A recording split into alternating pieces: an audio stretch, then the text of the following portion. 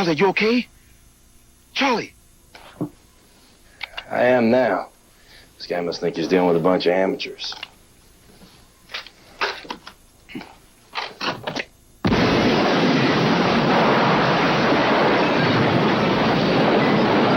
Yeah, I'd say he's right. Too bad he won't be around to enjoy the irony.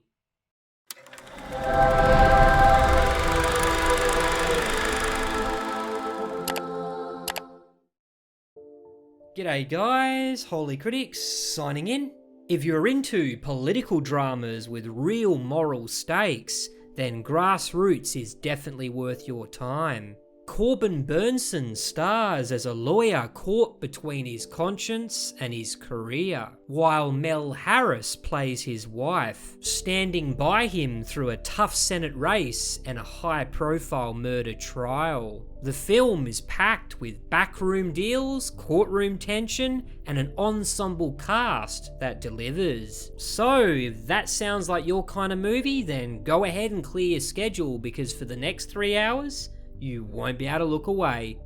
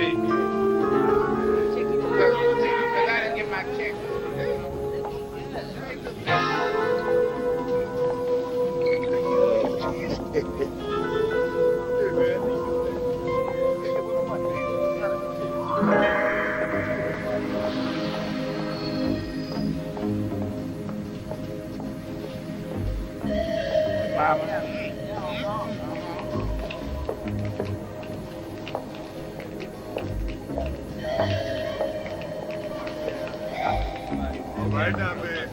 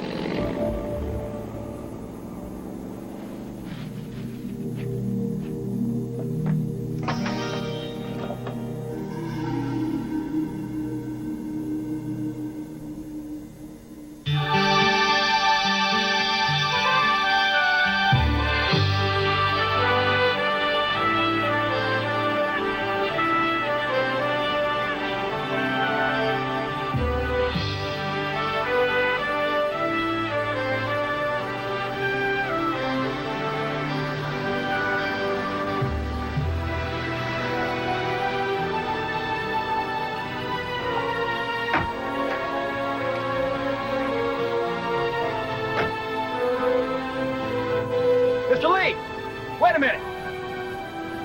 Judge Boggs wants to see you. I'll tell him I'll call him later. I'm due up in Washington. Well, I reckon he means right now. The judge called your house, and your mom, she called here. Sounded serious. Where is he, Bobby? He's at the courthouse.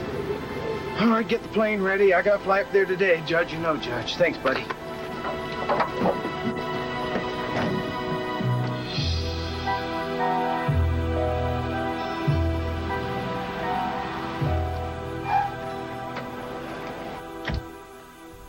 Hope this is important, Judge. I'm supposed to be in Washington. Hot as hell in my office, so I thought it'd be more civilized here. You two know each other. Sure, I will. You're looking damn smart, Elton. Well, thank you. Emily brought me the tie. She likes me to wear it. If I wear the tie, I have to wear the suit. If I wear the suit, I have to wear the shoes. Gentlemen, I need your help. Last night, a young black woman was raped and strangled, found her body out in the city dump. Name of Sarah Clark. Sheriff Cox made an arrest. That was quick. There was a witness. Man arrested was Jerry Marvin Lomax. He's white. He's asked for a public defender. Gentlemen, this case is going to get a lot of attention around the state, maybe beyond, so I want it tried well. I don't want the Atlanta newspapers and TV talking about us down here like we're a bunch of rednecks. What I want is 2 first-class lawyers, one to prosecute, one to defend. Either one of you fellas ever tried a murder? Defended? That fella Higgins that's on death row? Right. You will? It's been a couple of dozen criminal cases. Biggest one was armed robbery. So, how about it, gentlemen? Fine with me. Well, now, wait a second. Who's going to defend and who's going to prosecute? Does it matter? Of course it matters, Henry. Defending a white man charged with killing a black girl isn't exactly What you boys in Washington would call good politicking, am I right? Something like that. But you're here as a lawyer, Will. And with respect to Elton, the best there is in South Georgia. I didn't pick you out of a hat. Now, let's get on with it. Any objections? Heads, you prosecute Elton. Tails, Will prosecutes.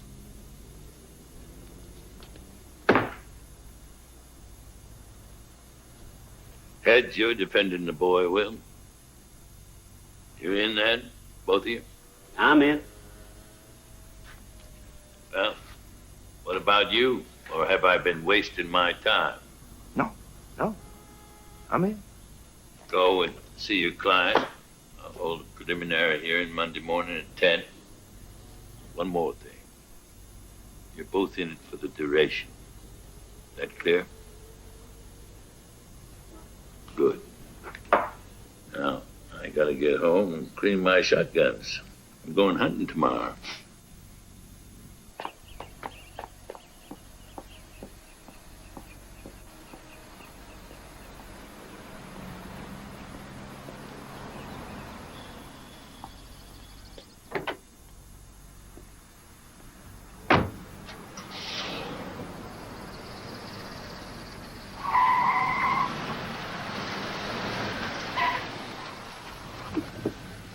Take care of your prisoner, Sheriff. Tell him I'll see him first thing in the morning.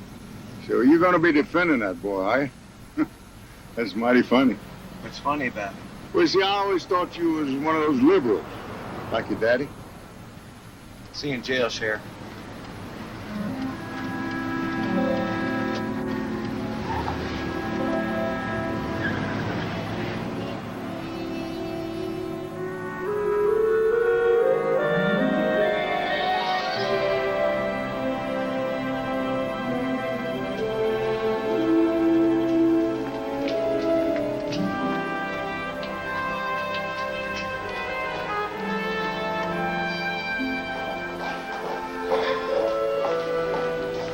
Hey, Lisa. Is the meeting over? Just finished. And you missed a screaming match. Oh. I'll see you after recess. All right, bye-bye. See ya. See ya.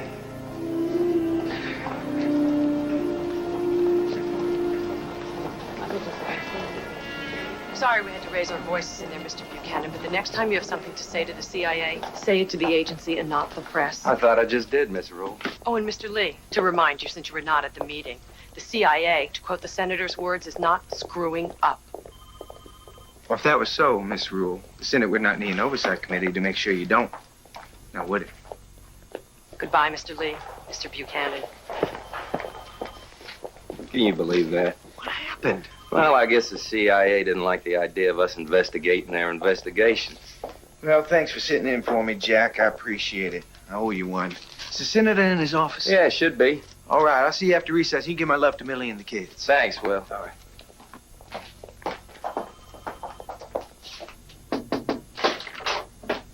Hello, Senator. What are you doing back in this godforsaken town? Oh, I could say I came to see you. But I'm on my way home to Georgia, and you damn well know it. So what's her name? Point taken. As long as you're here, you can pour me a bourbon. So tell me, how'd the physical go? Does that mean I don't get my bourbon? How'd it go? I'm fighting fit. If I understand right from that old coot Judge Boggs, you're going to have a battle on your hands. He called me, you know. I know. Murder case. It'll give you a little bit of what they call visibility. Well, I'm not so sure I want that right now. We never really talked about this. I mean, right out in the open. But you want my seat, don't you? Well, not your job, Senator. I know. But you'd like Jim Barker's seat next time, wouldn't you, as junior senator? Yes, sir, I think I would. Good. You've been my chief of staff for 8 years now. That's long enough for anybody. But I need you. Stay with me for 2 more years after the election, and I'll do everything I can to help you make junior senator. I'll call in every debt that's owed me, and I'll make a hell of a lot of money for you. And every time I get a speaking request in the state, I'll send you instead. What do you say? Well, I'm defending the boy in a murder trial. That's going to take some time. Make time. Of course, this isn't going to do you one bit of harm. Why do you think I gave Judge Boggs the okay? Victim was a black girl. He tell you that? If your boy's innocent, it don't matter what color she was.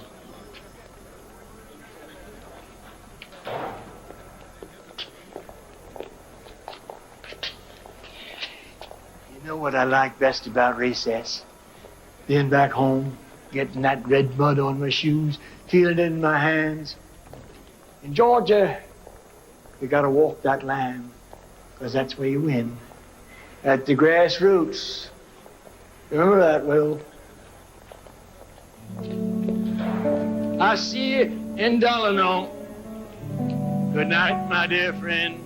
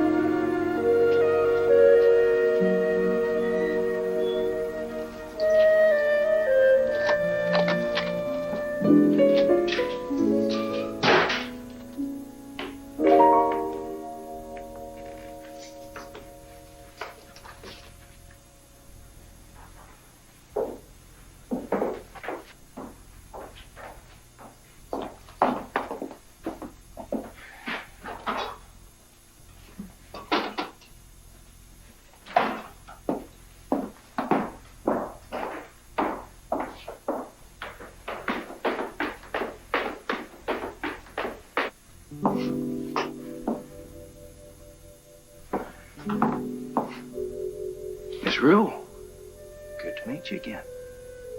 You naked under there? Top to bottom.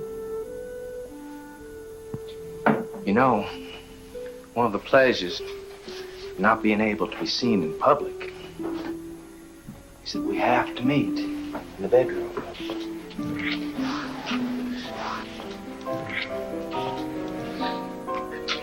I second that.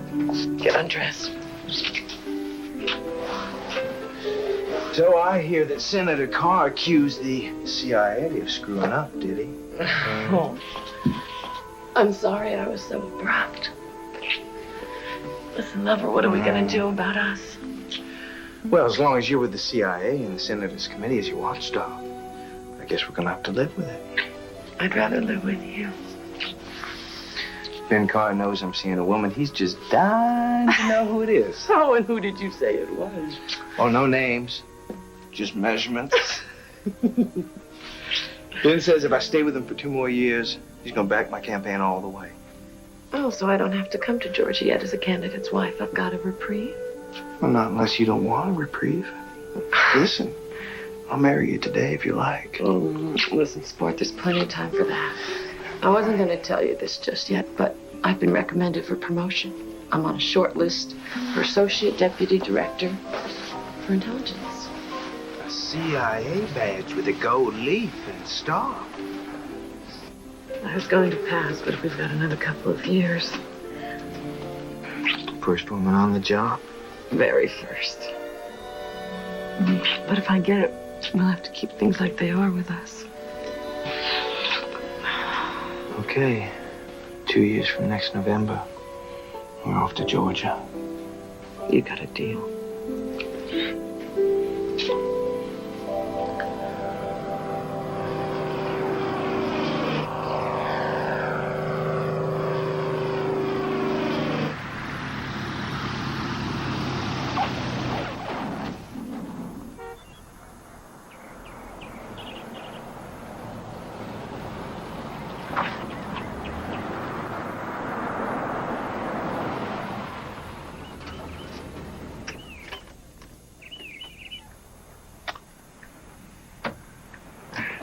Morning, Sheriff. I hope my client had some of that. He's been fed. I assume you read him his rights before you threw him in here? Mr. Lee, I do everything by the book. Everything. Good. Bert, Mr. Lee wants to see his client. Is that the van? Yes, sir. It's been impounded for evidence. Can I see it? No, sir. The investigation is still in progress. Don't throw walls up in front of me, Sheriff. I want access to that van. I want to see crime lab reports and autopsy reports. Should be sometime next week. Those folks take their time. Well, I don't. I want to see him tomorrow before the hearing. Let's go, Bert.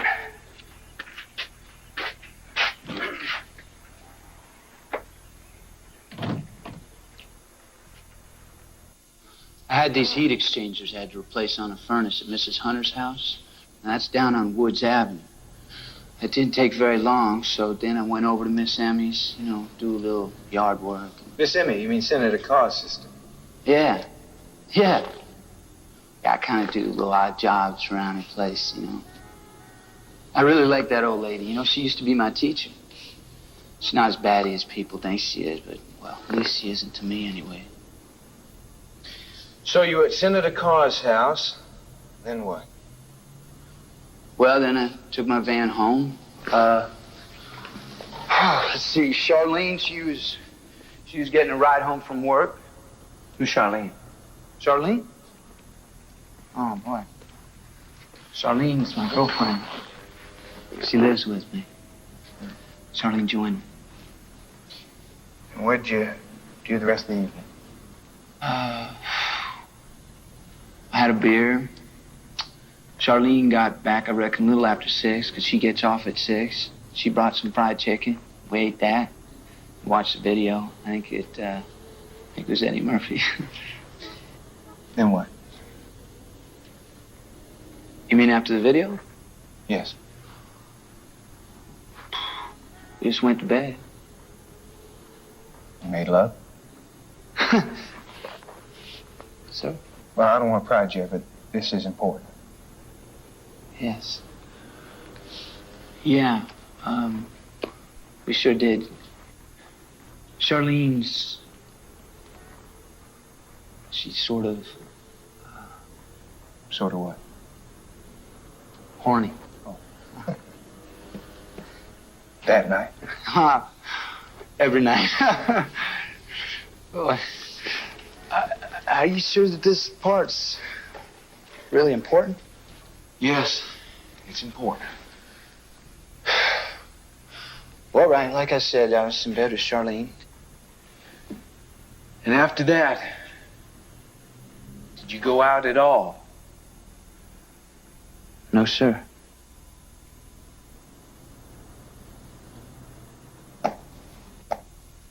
Sarah Clark?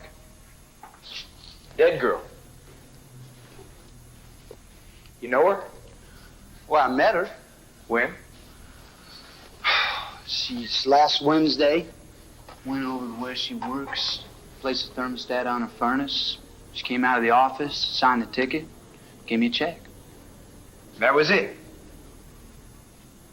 Yeah. Well, I mean, I seen her around town, you know. I never spoke to her, except on Wednesday. Mm-hmm. According to this, you have no police record of any kind. Is there anything in your past that you want to tell me that I should know that might affect this case? No, sir. Good. Good. Oh, one more thing. Did you know that Sheriff Cox has a witness? Yeah, I know. Took me in for a lineup last night. Lined me up with 4 or 5 other guys. Asked us all to turn around and face the wall. The witness was looking at your back? Yeah. Did you see who it was? No. Okay. Good. That's all for now. All right.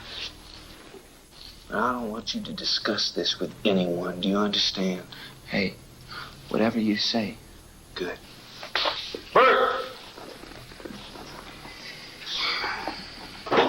Is there anything I can get you? No, that's okay. All right. Charlene sees me bringing some things. Well, you hang tight. All right, thanks.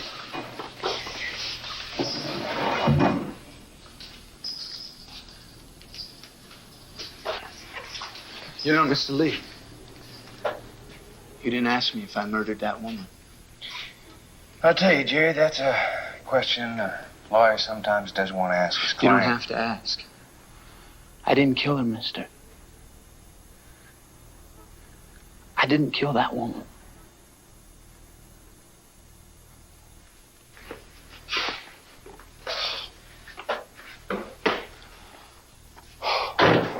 I'm gonna want to talk to you sometime, Bert. Oh, if you had that curled up in your bed, Mr. Lee, you'd be a pretty happy man, wouldn't you? Who is she? You don't know? That's Charlene, Jerry's girl.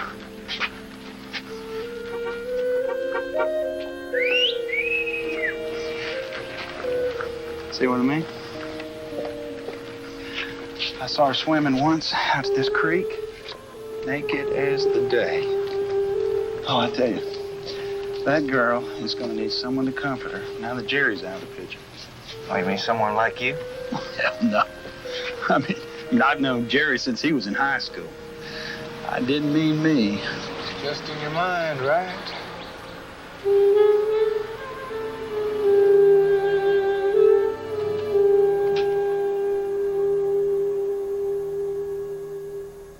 One full clip. Lock and load.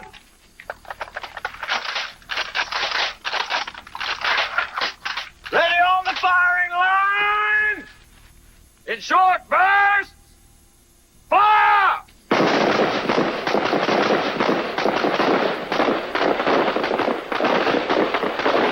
Keep it steady.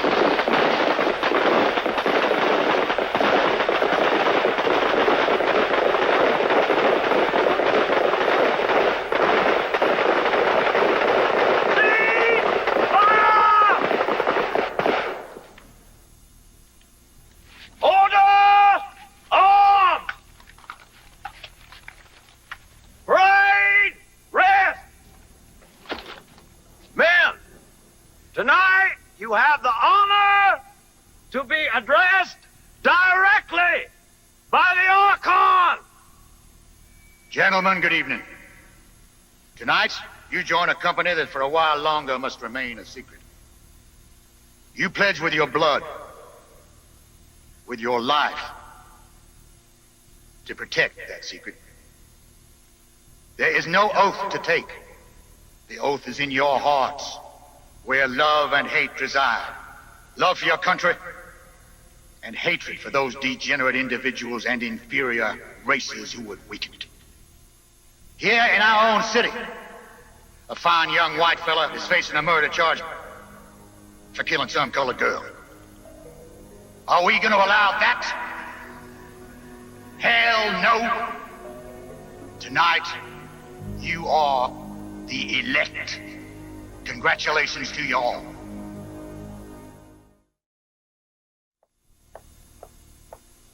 You know, Will, I figured that was a Jerry Lomax case.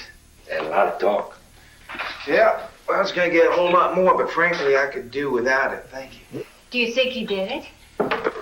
It's hard to say. He comes off well. He'll do good on the stand if I use him. I just wish the victim hadn't been black. Do you know anything about him? Not much. I mean, I just started, but daughter of a farmer. Oh, you damn sight more than that, son. She was smart as a whip. She's a scholarship to Bennington, active in causes and that kind of thing. She got herself some sort of foundation grant and was running a counseling service for pregnant teenagers.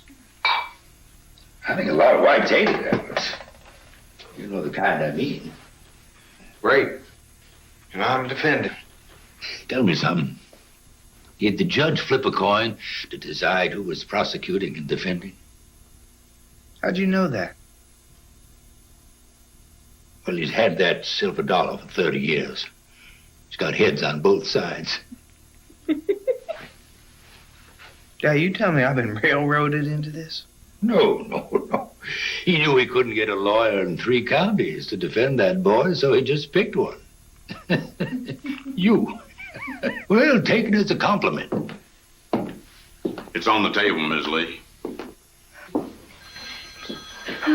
In 20 years, I've never gotten Joseph to say, dinner is served. Mr. Will, telephone for you. Go ahead and start without me.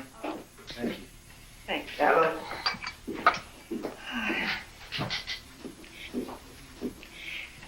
You think Will should have refused the case?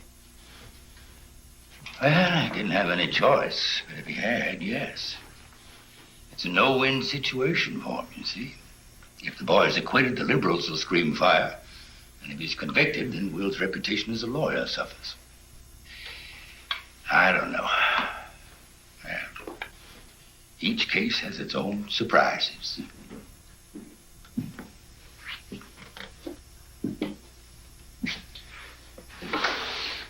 What's the matter, Will? Ben Carr's been taken to the hospital. He's had a stroke.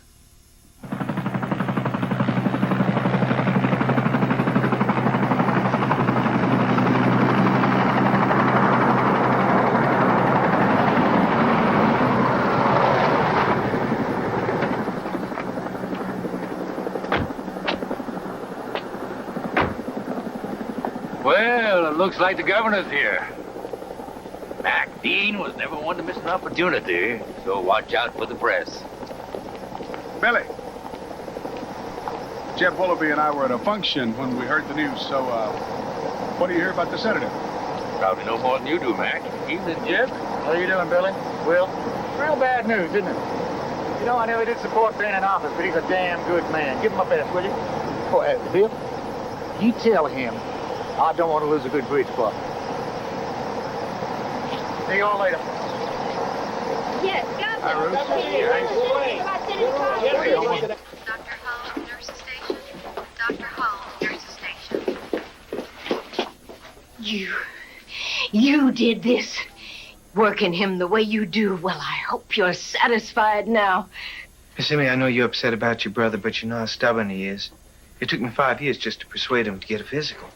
And look what happened. He was fine till he took your advice. I'm sorry that you feel that way. Don't you dare apologize to me, boy. You're happy Ben is in there, and don't you deny it. You never disguised your ambition. Well, let me tell you something. It ain't gonna happen. We already had one Lee in politics, and we certainly ain't got room for another. Dr. Nate, please call the cage operator. Dr. Nate, call the cage operator, please. That woman's crazy as a bat.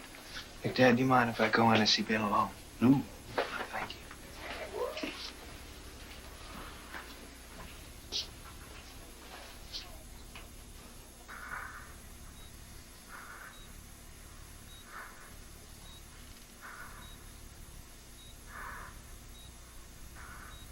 Ben, can you hear me?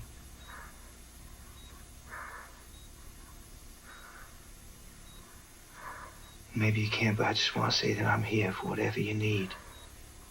Because I want to make sure that you get out of here. I mean it.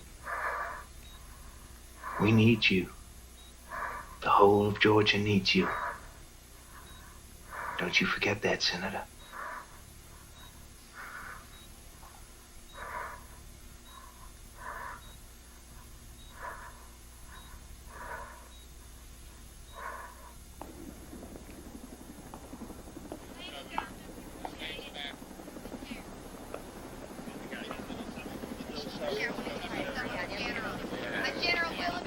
Billy, I hear the senator's not gonna make it.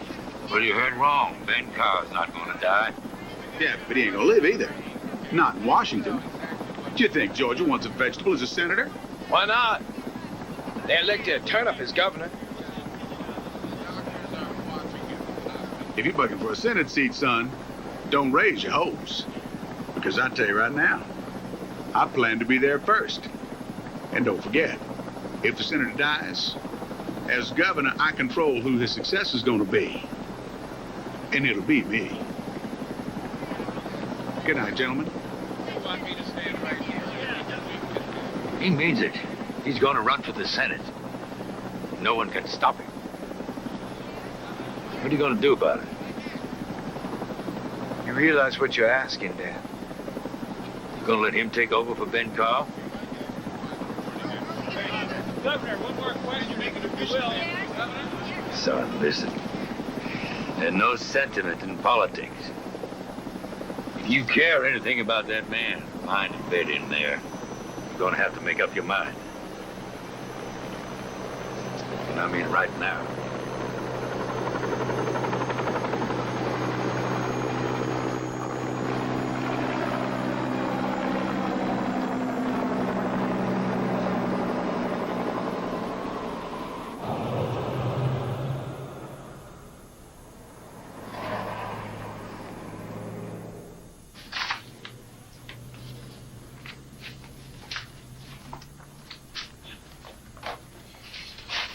Mr. Lee, this was delivered by hand this morning. Thank you, Amy.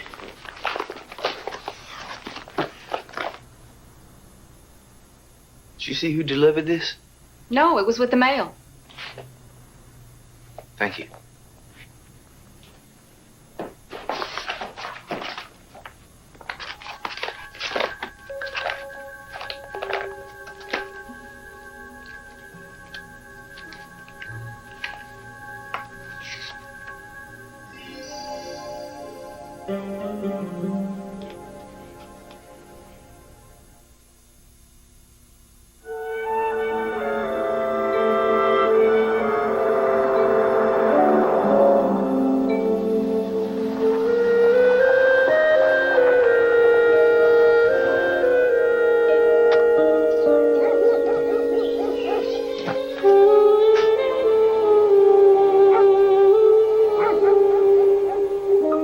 Looking for someone?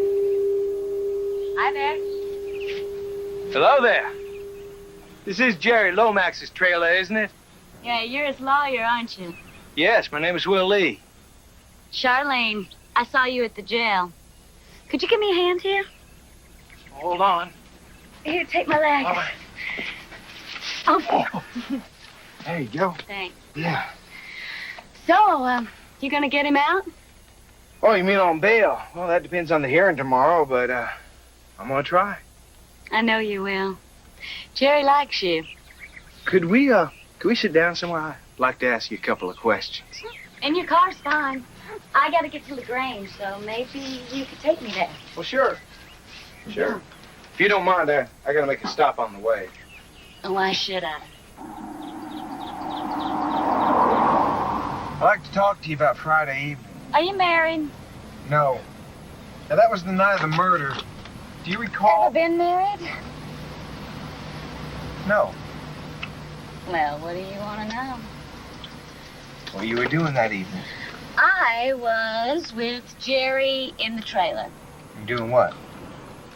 Now, Mr. Lee, you know what we were doing. don't you? All evening? We took a breather now and again. Do you like making love, Mr. Lee? As it happens, yes. Did either of you leave the trailer? Nope. Charlene, you're going to be asked this in court. You'll be cross-examined because Jerry's life depends on it. Now, did either of you leave the trailer at any time that evening? No, neither of us did. Good. That's what I want to hear. Now. What's this? Good for, John. Well, you got yourself another bar, Judge. You're playing way over your head, you know. What did you expect? The birdies are yet to come. See about that? It'll just be 5 minutes.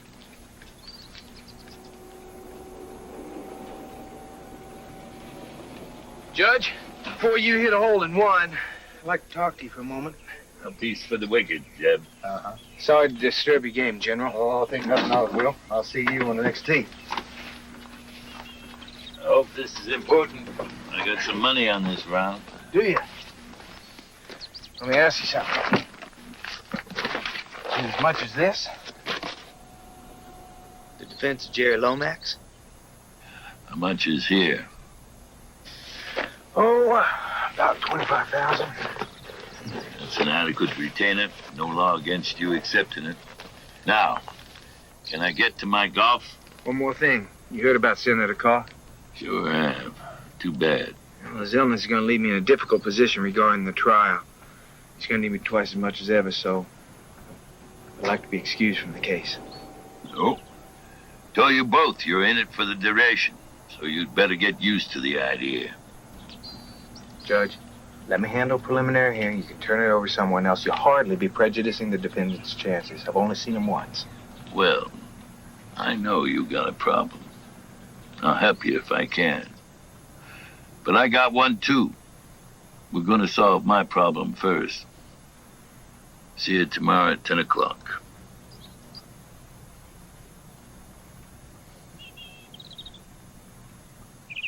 If the judge had been even halfway reasonable, things might have been different. But no man can defend a client in a murder trial and run for the Senate at the same time. It's just impossible, Dad, and I don't need you to tell me that. I haven't even begun working on Jerry's defense. I mean, there's witnesses to interview, there's lab reports to analyze, evidence to sift through. That's not even counting the small, simple fact that I've never been involved in a murder trial in my whole life. If that's not enough, you're asking me to mount a campaign to run for Senate when, quite bluntly, at this stage, I have no hope in hell. We have no office staff, we have no money, and half the state of Georgia's going to be thinking exactly like Miss Emmy, that I'm just an opportunist using her brother's illness for my own ambition. So you're going to turn it down? Well, I think that's a wise decision. Turn it down? Hell no. I'm going to run. I'm going to run as hard as I can for that Senate seat. Don't you try and stop me.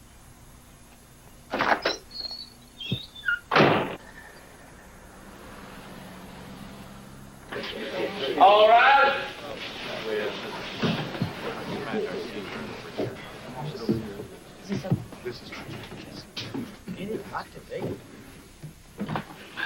Hey, seat, please. Mr. Hunter. Your Honor, this is a preliminary hearing in the matter of the state of Georgia versus Jerry Marvin Lomax on a charge of murder in the first degree. I will call only one witness. The state calls Sheriff Howard Cox.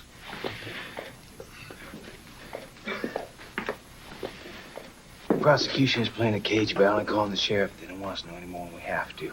All right. Do you promise to tell the truth, the whole truth, and nothing but the truth, so help you God? I do. Mr. Cox, you are the sheriff of Meriwether County, are you not? Yes, sir. Everybody knows that. And you arrested the accused, Jerry Marvin Lomax. I did. What cause did you have to request a warrant for his arrest? I have a witness who can place the accused at the scene of the crime. The witness has positively identified the accused at a legally constituted lineup. I have physical evidence on the crime found in the van belonging to the accused. And I have interrogated the accused, and I am not satisfied with his account of his whereabouts from 8 p.m. till 10 p.m. on the night of the murder. Thank you, sir. Your witness, Mr. Lee. Morning, Sheriff. Now, did your witness see the crime occur? No, sir. Well, then how did the witness see my client at the scene of the crime? My witness watched the accused dispose of the body of the victim. I believe the scene of the crime to be in the van belonging to the accused. I see. So then the witness did not actually see my client, Jerry Lomax, commit murder? No, sir, I can't say that he did. Did the witness see the face of the person who disposed of the victim's body? Not exactly. Not exactly?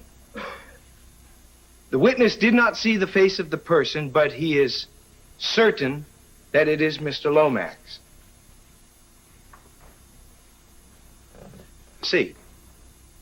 Now, Sheriff, you say you have physical evidence from Mr. Lomax's van. Was that evidence analyzed by the state crime lab? It was.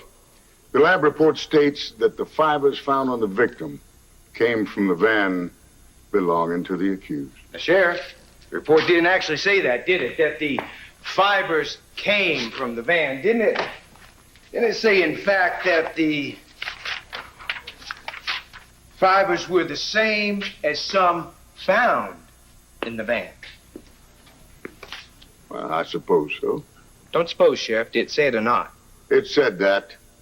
So that means only that the fibers are similar or same, not that they came from the same source, in this case, the van. Would that be right? I guess so. Good. Now, you say you're not satisfied with the accused's account of his whereabouts at the time of the murder. Why is that? I didn't believe him. That's all? You have no evidence to suggest he was lying, you just didn't believe him? I have my witness. Oh, what a witness. You didn't see the murder? Didn't see the murderer's face. You're on real solid ground there, Sheriff. And did Jerry ever leave the trailer that night after you arrived home from work? No. Not at all?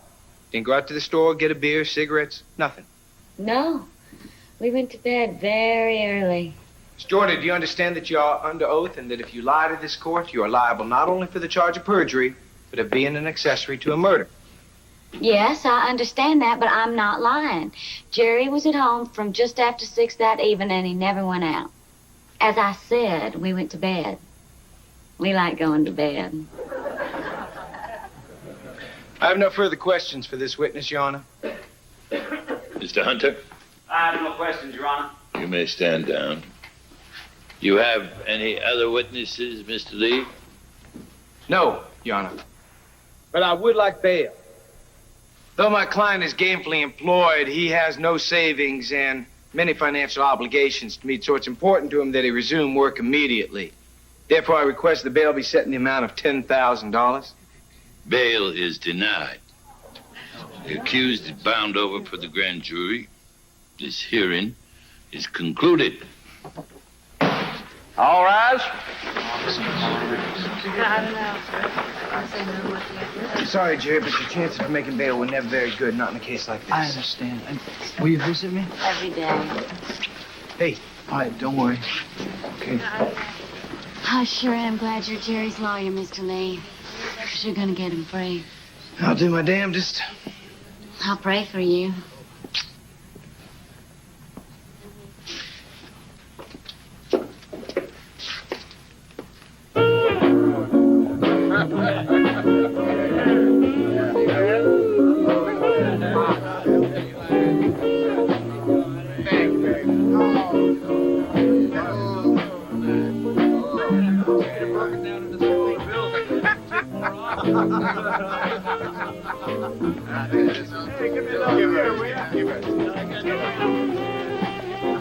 Everything okay, boys?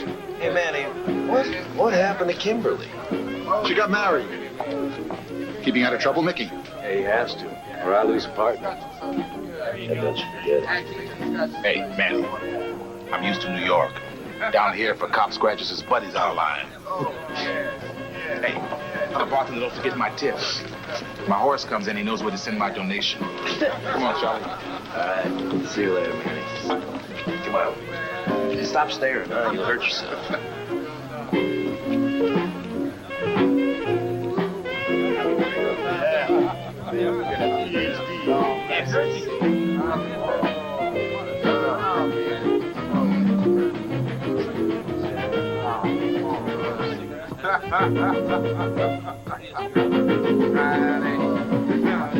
Yes, indeed.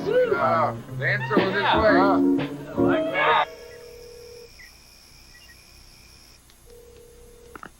Jack, how are you? It's Will. How's the senator? Oh, stable, but no change. Listen, I'm coming into Washington tomorrow afternoon. I need you to get everyone you can to the office by, say, 3 o'clock. Sure. I'll do what I can. Most of them already gone home for the recess. Well, I need you and Lisa to be there at least. It's important. Well, I'll see what I can do, Will. What exactly is this all about? I'll tell you when I see you. Give my love to Millie. I'll do that, Will. See you tomorrow. What did he want? He didn't say. He wouldn't be coming to Washington for nothing. I said he didn't say. But all the same, when he says jump, you jump. Oh, don't start that again, Millie. Please. Well, good night, Mr. Burr. Good night, Marty. What'd you think of, what's her name? Roxanne? Roxanne, right. Great juvies. You seen one, you seen two. Well, good night.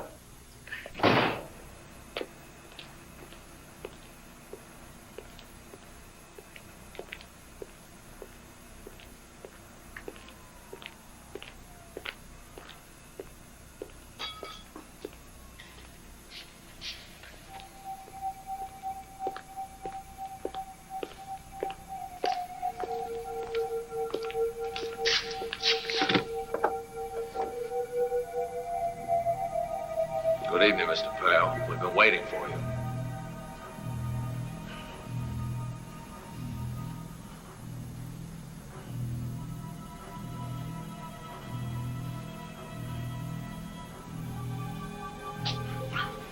What do you want, the car?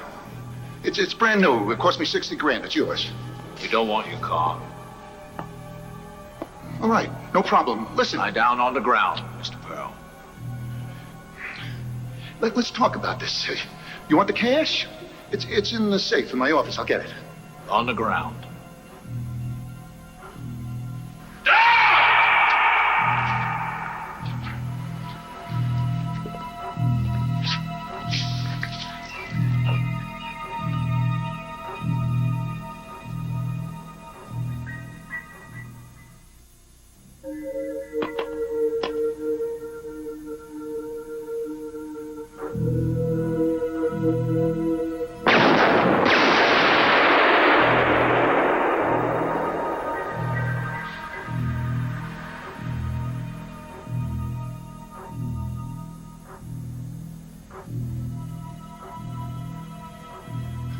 What is this?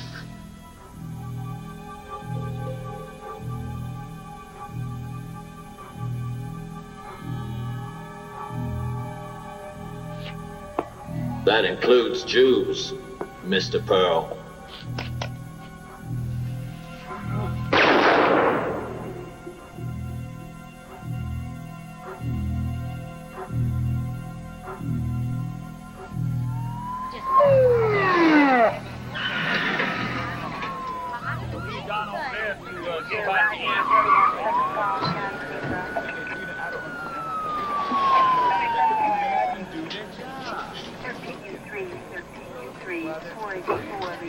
It's weird, Charlie.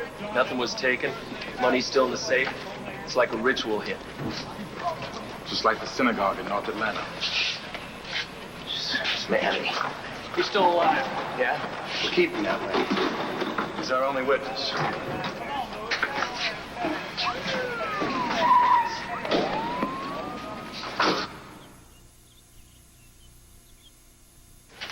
Thank you, Jasper. I'll go see the senator now. You tell him I did my best, Mr. Lee. I'm not ready to lose that man yet. Well, I think he knows that. Who allowed that man in my house? Just here visiting your brother, Miss Emmy. I won't stay long. Well, I never invited you. In my day, a gentleman left his card if he came to call. It's my fault, Miss Emmy. No. No, it's not your fault, Jasper. And Miss Emmy, I know you don't like me, but... I don't, and that's a fact. Because you are not a gentleman. Well, you're probably right. Well, at least you're honest. Which is more than I can say for that old fool Judge Boggs, keeping that sweet boy in jail. Now, who's going to work in my yard now, huh? It's way past pruning time. Miss Emmy, I understand that you were Jerry's teacher. I was. Why? Was this in high school? It was. Why? I'd like to talk to you about that one day.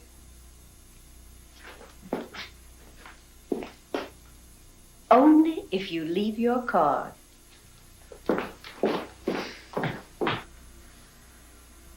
Can you talk, Manny? I don't know. Am I talking now? Yeah. But take it easy, huh? If it hurts, stop. Hey, Manny, you're lucky to be alive. Yeah, the bullet went clean through. Missed your brain. Chance in a lifetime, huh? Didn't miss the nose. They can build you a new one, Manny. But, did you get a chance to see who it was? He was a military. What makes you say that? Everything about him. His guys wore combat gear. But so does every 2-cent punk.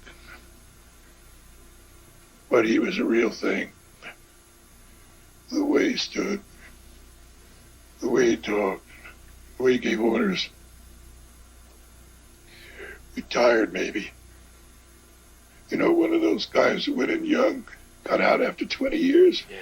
Well, we can check with the Pentagon, but we got a lot of retired military here in Georgia. Manny, what did he look like? Tall guy. Lean but tough. Big ears. I mean, real barn door. And a hawk nose.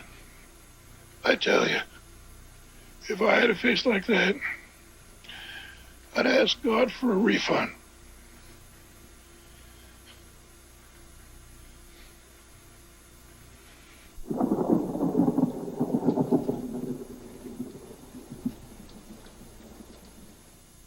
Jack, I want you to sign on with me. I want you to help me run my campaign. Well, are you sure I can handle it? Well, we'll learn together.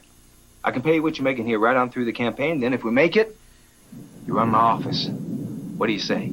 I can answer that in one word. Yes. Good. Now, it's going to be a lot of time away from Millie and the kids. Oh, I'm sure she'll understand. Okay. Lisa, I want you to join us, too. I'm going to need a press secretary. You're nominated. Ouch. But does this mean I get to be on first name terms with Tom Brokaw? If you insist. Well, it's a deal. Deal. I think this deserves a toast. But what about a political consultant? Are you going to use the senators? You know, I thought about it, and I tell you, I want somebody young and hungry, somebody who thinks the 90s, not the 50s. So there it is. I'm running for the Senate. When did you decide to run? Last week. Why didn't you tell me? You know that I'm committed to the agency. I took the promotion because I thought we had another 2 years. I didn't know Bing Carr was going to have a stroke. Things have moved very, very quickly. You should have discussed it with me. Would it have made any difference? Yes. I wanted to be with you in Georgia when the campaign began, and now I can't. I'm at a new level in the agency with access to a lot more information. They're going to put me through a new security clearance investigation and watch me like a hawk. I'm what you might call classified material, and bedtime stories with a prospective senator are not on the list. I'm sorry. I love you, Will. What's happened doesn't change that. But I'll tell you now, they can do you as much harm as they can do me. You want to quit? What, you and me? Not on your life. It would be easier for you. Walk out that door, go back to Georgia. Oh, yeah, and then what? Find another woman. Come here. I do not want to lose you. If you have to be the best kept secret in town, then that's the way it's going to be.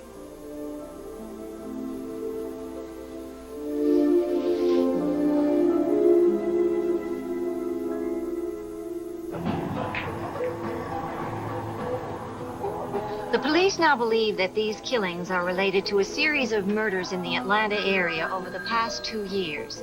They talk of ritual, they talk of execution, they talk of vigilantes. In other news, a series of robberies which has been rampant through the Buckhead area. Hold on, I'll see. Anybody here trying to sell an 82 Volvo? Yeah, we got a sucker. Take it back there.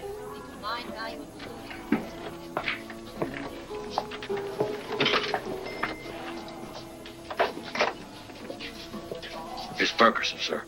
Mr. Pearl is still alive. I see. Just leave him alone.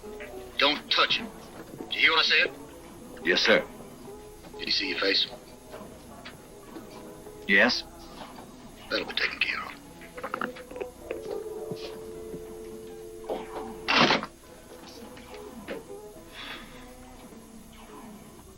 Photos.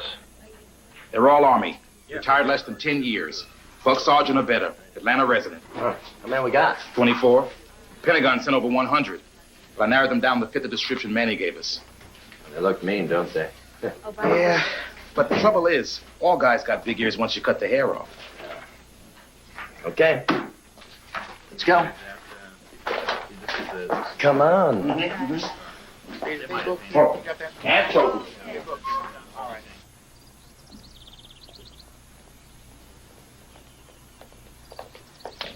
Maria, come on.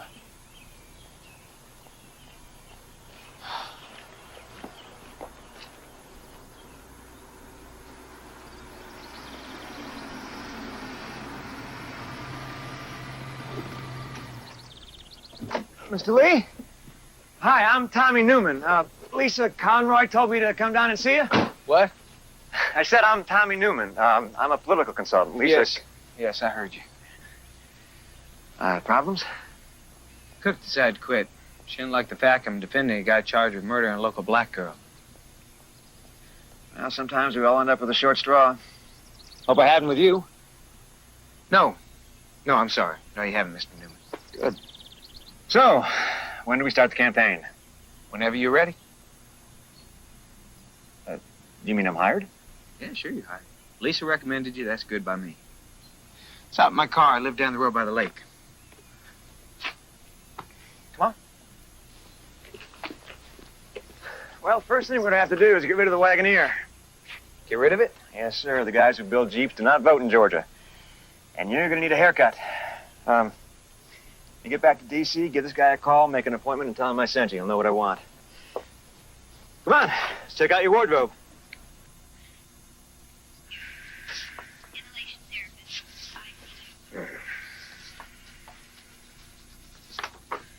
No, he's not in there. Are you sure? Why don't you look again? Take your time. Yeah, they're all Army, all retired, and all live in the Atlanta area. Sorry, he's not in there. Believe me, I'll know him when I see him. Okay, man. We'll be back. Dr. Chandler, please report to the 4th floor nurse. Take care, Manny. Forget the Army. Try the Marines. Why don't you start by making a list of everybody who might contribute. Tell them that you need $1,000 from each of them. If they don't have that, ask for 800, 500, 100. Don't turn up that. No. Trust me, okay? Don't turn up your nose at 10. Okay. That's an old flame, Greenwich Village. Uh-huh.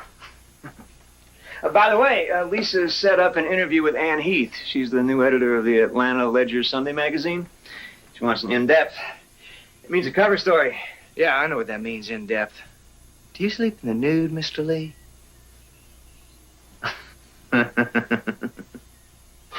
That'll be 9:44. Thank you. cents is your change. Hi there, Mr. Lee. What are you doing here? Oh, take a look outside. You got it back. Great.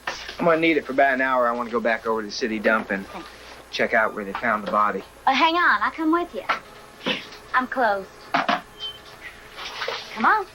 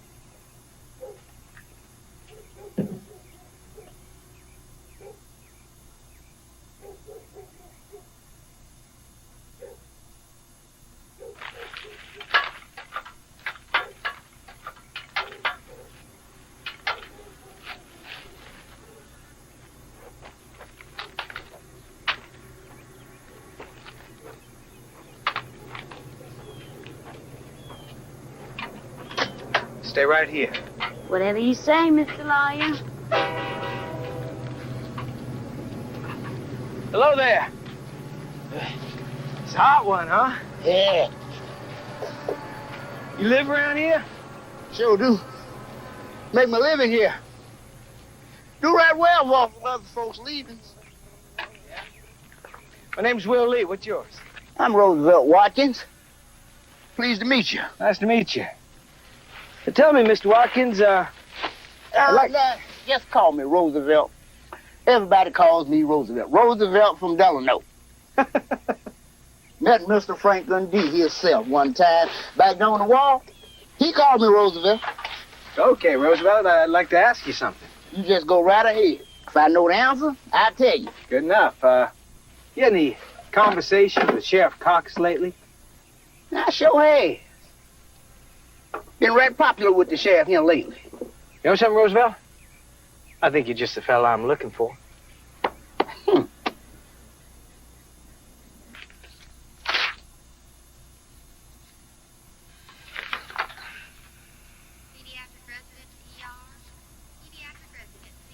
Manny, how are you? You looking good? I'll look even better once I find a nose. I'm torn between Kirk Douglas and this one. What do you think? I kind of like the Kirk Douglas. Yeah. We'll put that away. We got something else we want you to look at. Marines.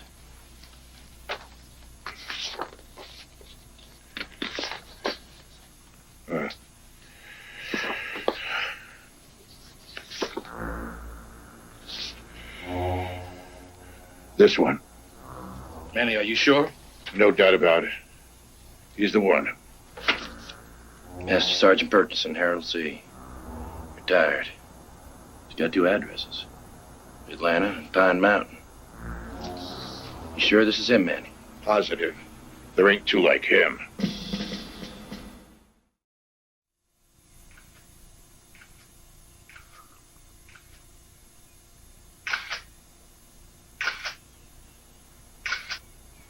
We're taking enough. I think I'm getting a stiff neck. Okay, Mike, you can call it a day. We wouldn't want to harm Mr. Lee's handsome neck. Glass of wine? Yeah, thank you. Shall we continue?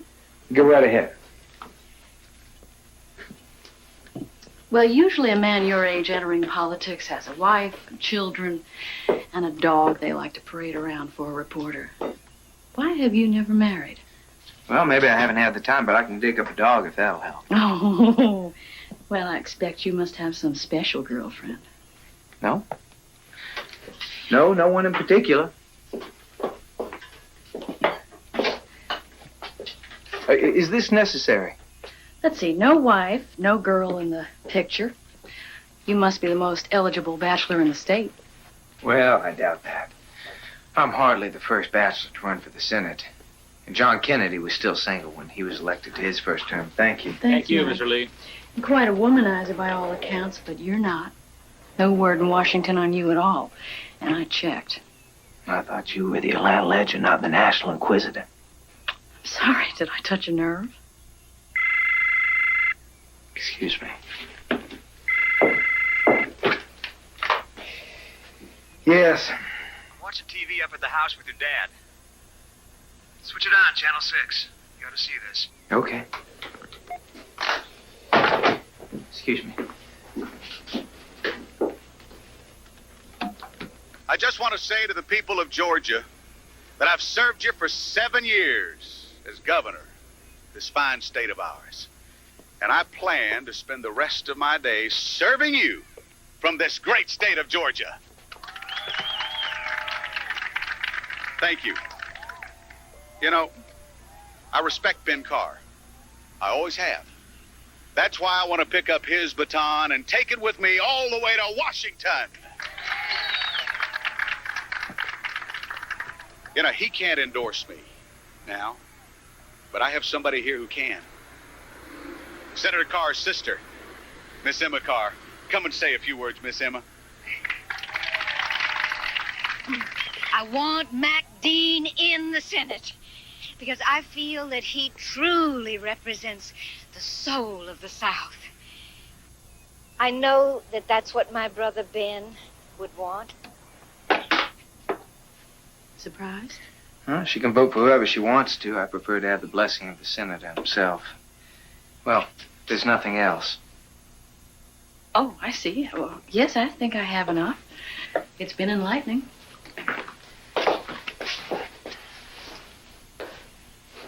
You live quite modestly for a rich man. I consider myself rich. If you listed the top 1,000 in Georgia, I wouldn't come close. Who did that painting?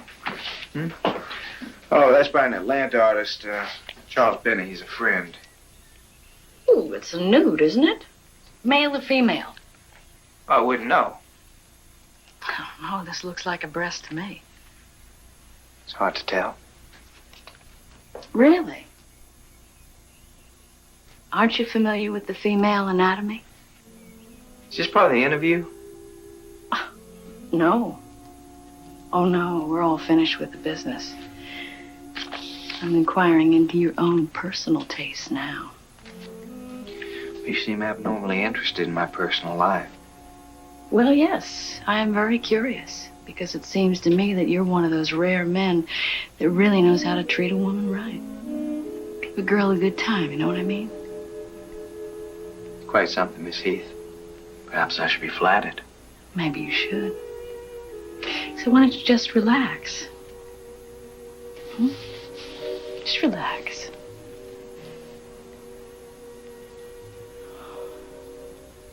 Why don't I help you with your tie? But you see, I prefer to keep my private life private. I see. Well, thank you, Mr. Lee. This interview has been quite a revelation. Oh, and by the way, when I finish the article, I'll be sure and send you the first copy.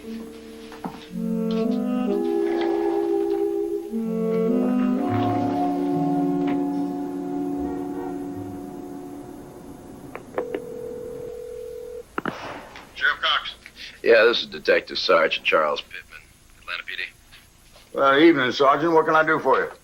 I gotta make an arrest in your county. I could use your help. Now, who's your man? Harold Perkison. You know him? No, I don't believe I do. Oh, he's wanted for murder 1. 3 counts. How can I help you? You can help me by meeting me tomorrow morning, first light. I can use some of your men. Okay, where is he? A place near Pine Mountain.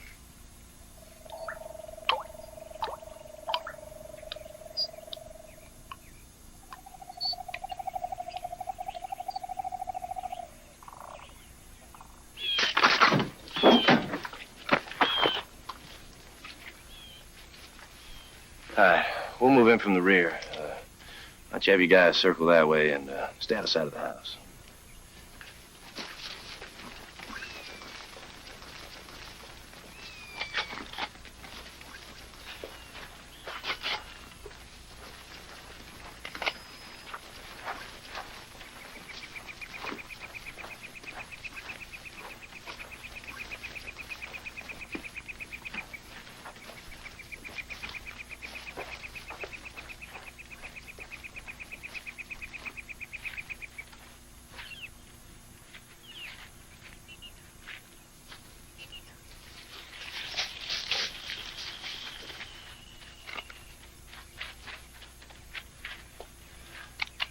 All right, this is Pittman. We're around 20 yards from the house.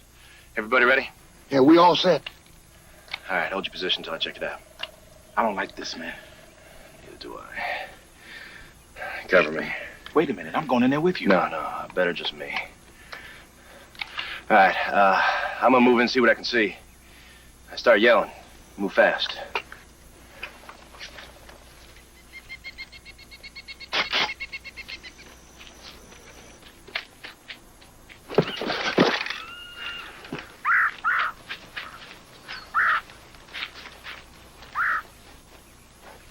House looks empty. I'm going in. Charlie, wait a minute. Stay in position until I signal. I'm your partner, damn it.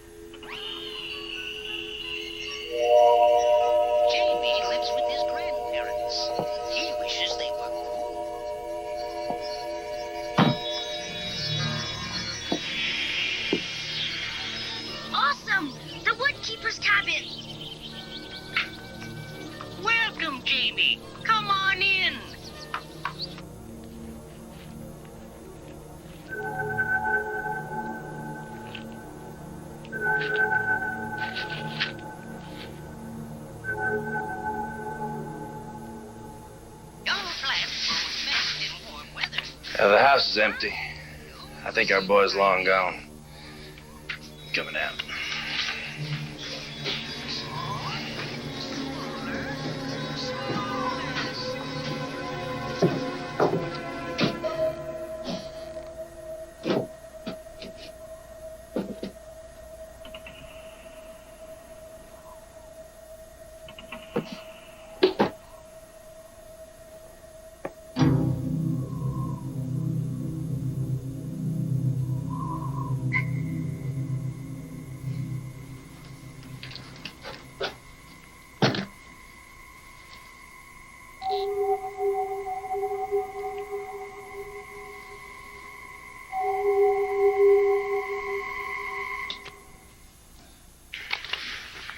Charlie, you okay?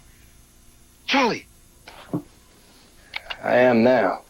This guy must think he's dealing with a bunch of amateurs.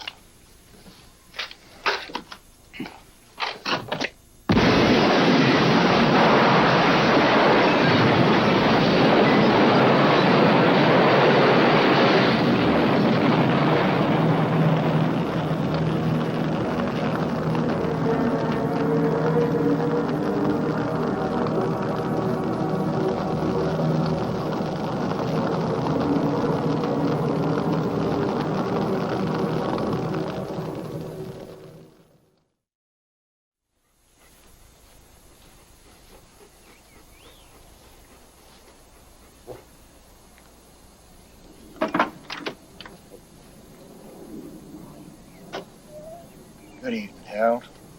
I trust the mission was satisfactory, sir. Yes, it was, Harold. Fine piece of work at the farm. Organization's proud of you. That was a real scorched earth retreat, wasn't it? killed a policeman, sir. I know you did, Harold. That was necessary.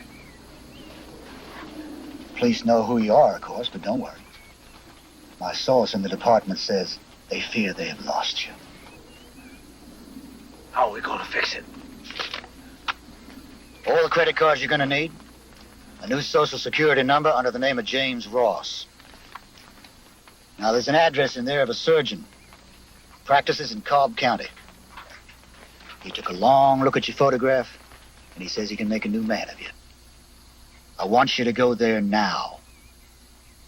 He's gonna work on you tonight. Thank you, sir. We have a lot of friends, Harold. Remember that. You just relax, get through your operation. Then I've got a new assignment for you.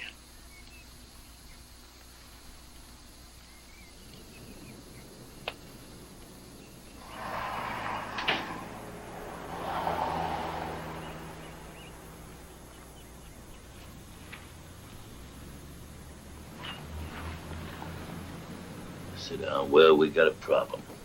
Yeah? What's wrong? Elton Hunter's what's wrong. They took him to Delano General this morning with a ruptured appendix, complete with peritonitis. Unfortunately, the SOB is not going to die. I have to reschedule this trial. I'm talking 2 months delay minimum. I'd like to request bail for my client. I'll think about it. Judge, the boy's got a job. His employer's willing to stand bail. You just can't keep him locked up for 2 months. I guess not. I'll have to hear your request officially, but he can have bail, $100,000. 50. Now, don't you hassle with me, boy. Could always flip for it. Could use your silver dollar. Heads 50, tails 100. What do you say? I say 50. Thank you, Mr. Lee. Listen, I know I'm not free, but at least I'm out of jail. As long as you check in regularly with the sheriff and don't leave the county. Go ahead, get some fresh air. Take Charlene with you. Hey, listen, you know, I'm gonna go back to work for Mr. Morgan, so I think I owe him at least that much for posting the jump money. Good. Good boy. Thanks. Almost jailbaited. Take a cold shower, Bert.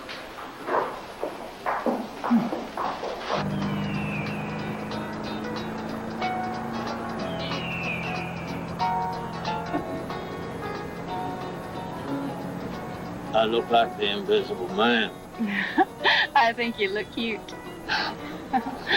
Don't laugh, Mr. Ferguson. You could pop a stitch. Those bandages only been off for 4 days. The name's Ross. Don't forget it. Okay. But can we have something else beside country and western? No. Boy, you're gonna be some patient, honey.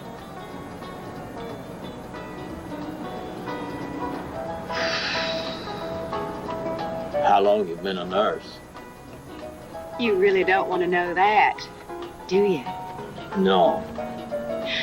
I didn't think you did. What's your name? Susie, with a Z. Pull over, Susie. Listen, sweetheart. My orders are to take you to a place where you can hide out till I remove the bandages. That's all.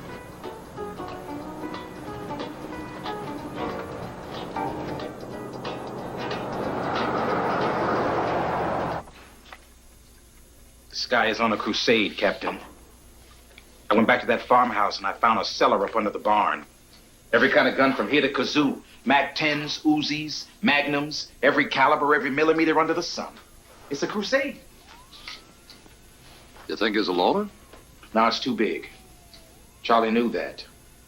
It's some paramilitary thing, something political. The Klan.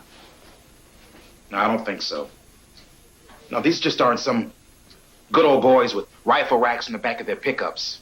The guy is fit, trained, and 100% dedicated. So what do you want me to do? Go ahead and tell the commissioner we got a little army operating out there? Captain, my partner is dead because of that guy. And I want him. Be pretty hard to disguise a face like this. It's the easiest thing in the world. After Manny's strip joint was hit, He went to a plastic surgeon, said he could make him look like Kirk Douglas. Perkinson's out there somewhere. When he resurfaces, I'm gonna get him.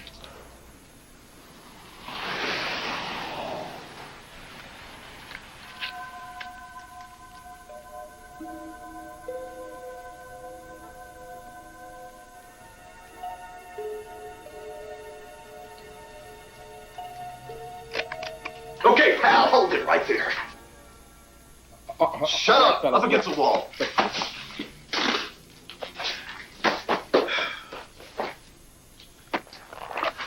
He's packing. You got us a live one. Look, fellas, if you just check my wallet, left hip pocket, left hip pocket. Jeez, he's Atlanta PD. All right, fellas. I'm gonna turn around now, so please try not to shoot me. Let me guess. Silent alarm, right? I never thought those things worked. Well, give me my stuff and I'll say bye-bye, okay? You're going nowhere, pal. You are under arrest. Wait a minute. Are you serious? You're not gonna arrest another cop, are you? You are serious. You have the right to remain silent. Anything you say can and will be used against you in a court of law. Stop it, kid. I know the drill. Thank you, Captain. Don't thank me. This is the last time you'll see me. Now listen. I don't say listen to me, Henderson. Those cops are right. You were arrested in the commission of a felony. You tried to pull rank on them. You have just retired from the force. I can't believe you're doing this to me. Oh, believe it, or get back in that tank and wait till the commander gets here to press charges. You've been warned too many times. Now, this is it. Get out of here.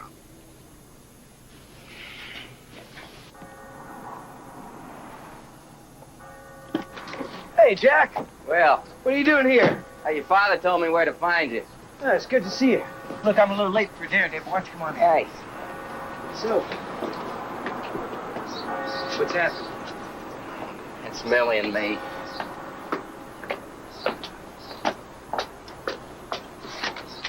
Sorry to just turn up on your doorstep like this, well. Oh, that's okay. Now, you just relax. I'm gonna fix you a drink. Don't come back, she said. I never want to see you again. Yeah, she doesn't mean that. You're the best friend I got, Will. Best. Listen.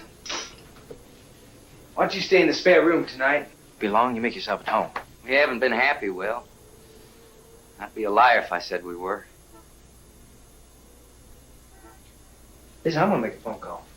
I'll see if No. Go. I'll be fine. Are you sure? Yeah. All right, look, there's some food in the fridge.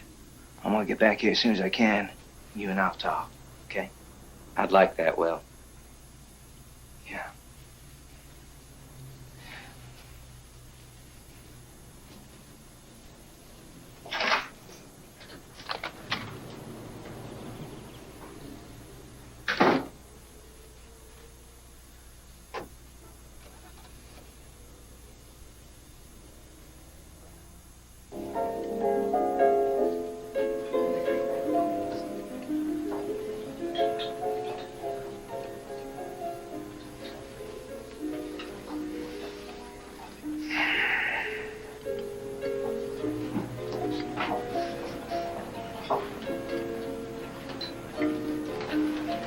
Sorry I'm late, but you didn't give me much notice.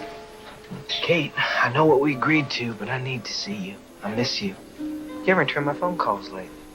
And I told you about this evening's specials. I won't be staying for dinner, thank you. You want to give me a few minutes? Looks like a few minutes is all I'm going to get from you, too. Will, we have to talk. Fast, apparently. I'm under a lot of pressure at the moment. Some of the old-timers are unsettled by my promotion. I don't know how deep the security clearance is going.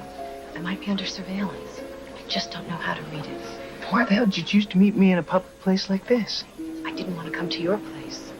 And watching your house, of course. I don't know. Anyway, I had company coming tonight. Oh.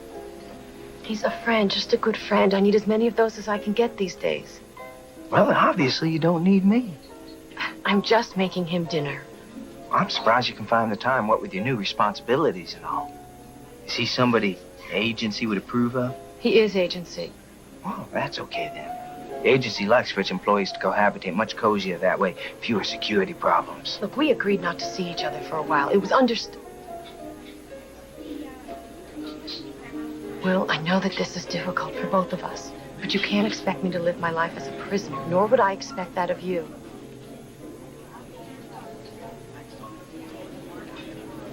All right, Bobby. Go back here for it. I've got to go.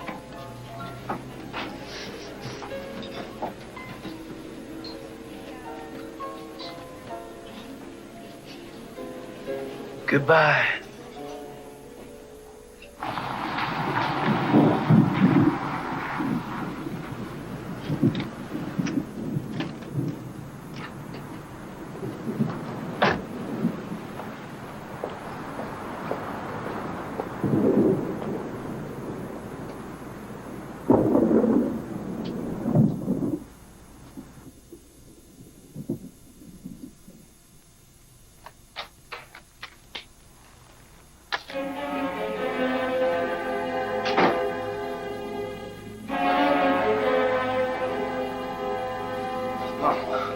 Oh, no.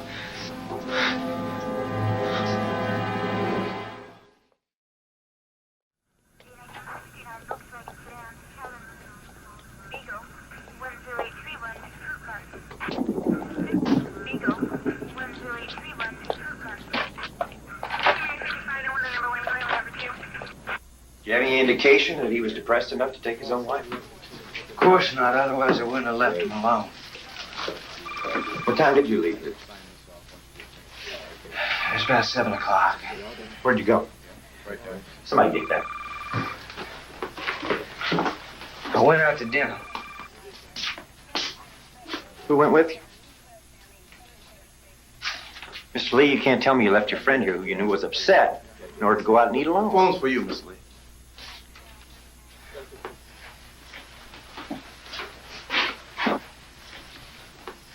Hello. Will, it's Kate. I can't talk right now. I just want to say that I was insensitive this evening. I didn't mean it. I'm gonna have to call you later. The restaurant, what was the name of that? Mr. Lee, you're not being very helpful. It was called Chops. That's better. May I ask what your relationship was with Mr. Buchanan? Yeah. He's my campaign manager. He's also a very close friend. Very close friend? Yes. You can say that. In 1982, Mr. Buchanan was arrested in a bar called the Coliseum. Did you know that? No. No, I didn't know. It's a gay bar, Mr. Lee. It's about 3 blocks from here. Mr. Buchanan was arrested for propositioning a vice cop.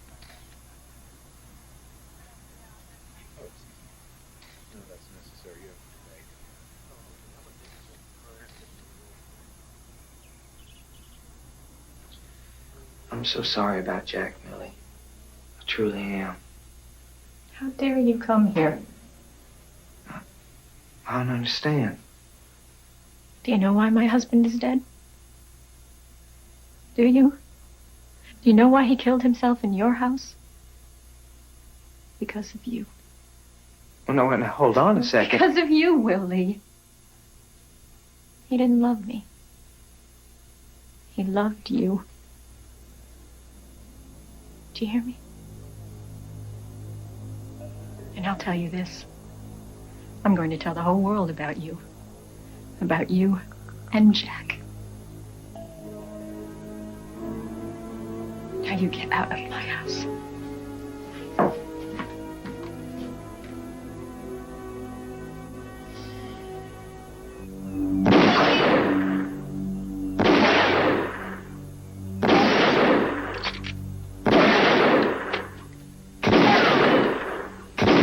Are you ready? Are you ready to face the world? Yes, I'm ready.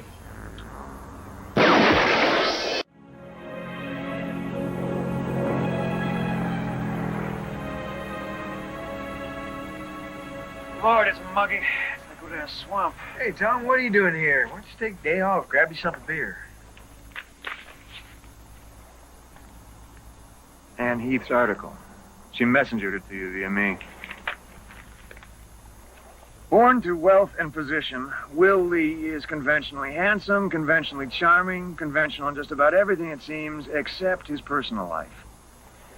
To the best memory of anyone this reporter has been able to contact, Will Lee has not been seen in any social situation with a woman in years.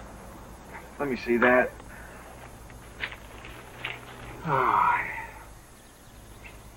Since there's no evidence of any proclivities to the contrary, it seems Georgia is considering electing a man who might be the first U.S. senator who has never lost his virginity to anyone of any sexual orientation.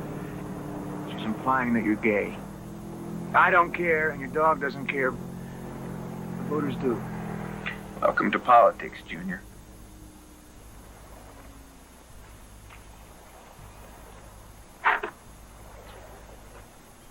Why would anybody write this, Will? Oh. Woman scorned. Bit of the feminine pique. This is libelous. Is it? Well, I'm not the enemy. But with Jack's suicide in this, I need an answer. Well, this is not something that deserves an answer. All right, I am not now, nor have I ever been a homosexual. The only reason I'm telling you this is because you're running my campaign, and you have the right to know. But I will never answer it again for you, the press, or anyone else. Absolutely right. It's not a civilized question, but then again, getting elected to any office is not always a civilized process. Will, we can't afford this kind of publicity. You do what you think is best. That's why I hired you. All right. I'll see you on the campaign trail, Senator. Son of a bitch.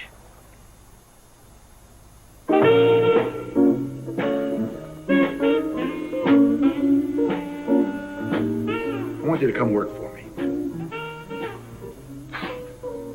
Well, thank you, Manny. I appreciate the offer, but I'd make a lousy bouncer. Yeah, but this is something else. I keep this with me all the time as a souvenir. Remember him? I want you to find him for me. Why me? Because you got real motivation. You want the man who killed your partner. So do I. What do you say? Now, you'd think a guy who looks like this would have been picked up long ago. You know, when the doctor fixed up my face, I showed him that picture and said, what would you do with a face like that? He said, melt it down and start again. You think he had surgery, Nicky? Could be. Which means no one knows what he looks like. Except the doctor who melted him down. $1,000 a week. Still think you could find him? $1,000 a week? I'll find him.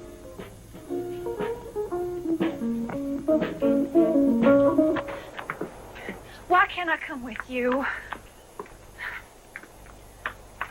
I won't be in the way.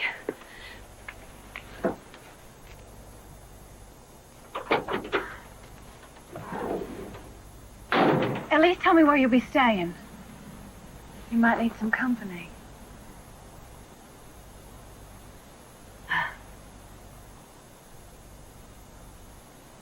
I'll call you. Promise.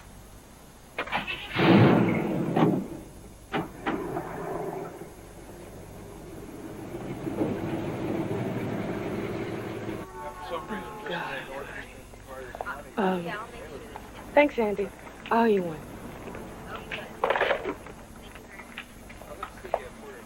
Lisa, Channel 6 wants to talk to you about the TV interviews. Later, I'll call him back. We've got trouble. Miller Buchanan is giving a press conference. When? Monday. About Jack's relationship with Will. That's all we need. Huh? Why the hell is she doing this? She's lost her husband. She's alone with her kids and mad at the world. You can't reason with that. Lisa, Delano Courier. I'll be right there. How much damage did she cause? Damage? Lisa, if she decides to go for the jugular, we're dead. Oh, great. Billy Buchanan is planning a press conference. When's she supposed to do this? Here it's Monday. Well, is there any way we can stop her? Could you have a heart-to-heart talk with her? No. I don't think I could change her mind. Well, if she won't listen to you, I don't know what else to suggest. Well, so what do we do now? We just turn off the lights and go home? Look, we'll come up with something. Just hang in there.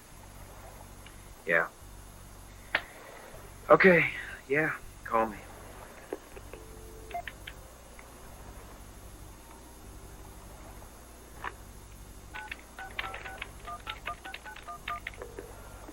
I'm not at home at the moment, but I'll call you back if you leave your number.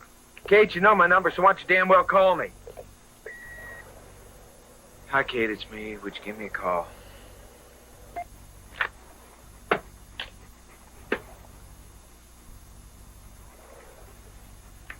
Come on, Fred, let's go for a swim.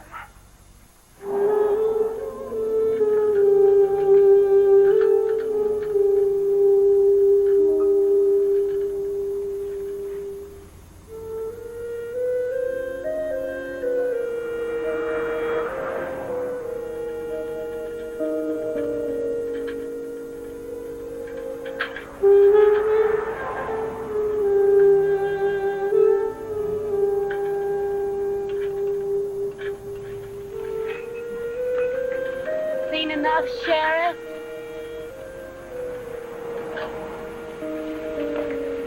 You want to see some more?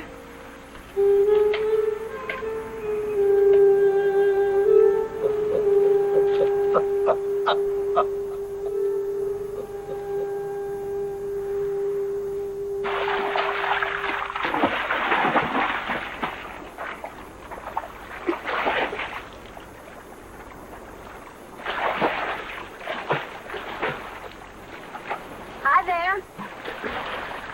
Your water warm? I've been watching you. Where'd you come from? Oh, here and there.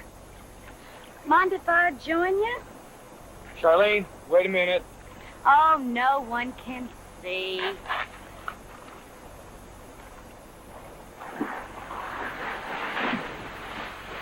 I think I swallowed an eel. Are you sure you can swim? I thought I could, but I might need some help. Maybe you could teach me to float on my back like you did? Charlene, before you go any further... Oh, stop that, Mr. Lawyer. Mr. Lawyer wants to warn you that you are a defense witness and I can be accused of trying to influence your testimony. How wonderful.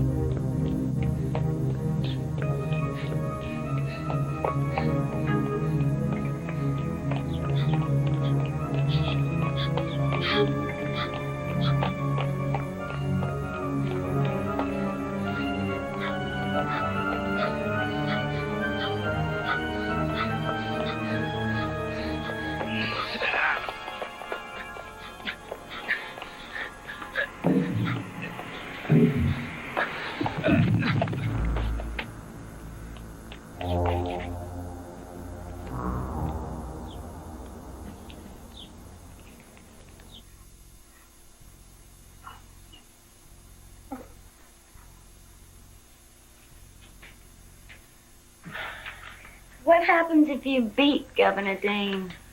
Well, I'll be my party's candidate, then I'd have to beat the opposition party's candidate in the election. And who's that? Probably the Reverend Don Beverly Calhoun. Look, Charlene, I think you ought to go. I meant what I said about the lawyer-witness relationship. could be dangerous if anybody knew. Not only for me, for Jerry, What's your dog called? Fred. Charlene, did you hear what I said? I'm feeling horny. I want you to put on your clothes and go. Don't worry, Mr. Lawyer. I'm going. I just wanted a little fun, that's all. And, don't worry. I won't say a thing.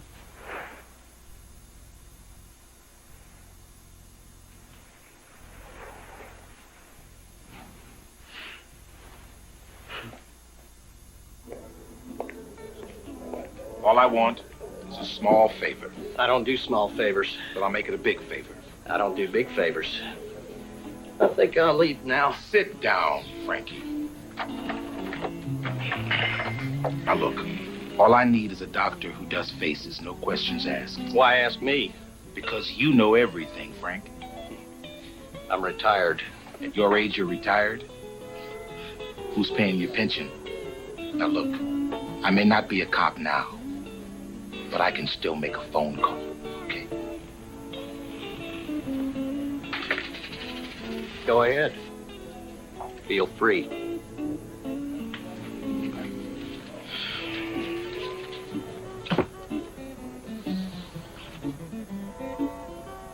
You first.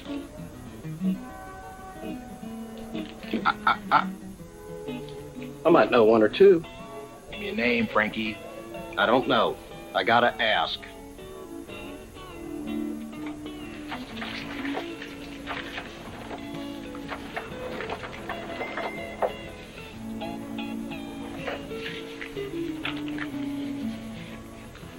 You call me, you get another 50. You don't call me. Yeah. I know. I know.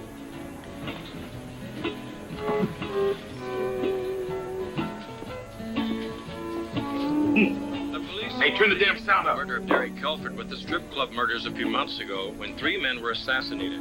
Kelford was well known as a civil rights activist dedicated to the cause of black equality.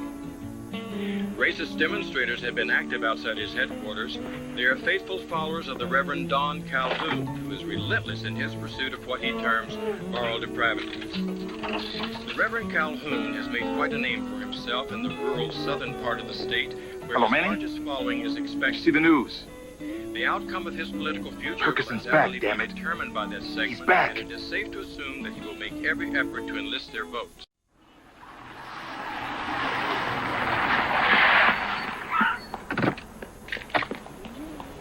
Ted Sterling, news today. Mr. Lee, Jack Buchanan's widow is going to give a press conference. What do you think she's going to say?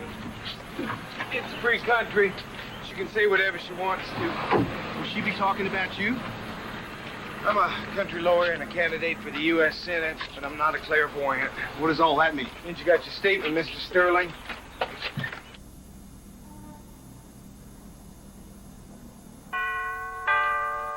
Kid, go on, take your bath. Go on.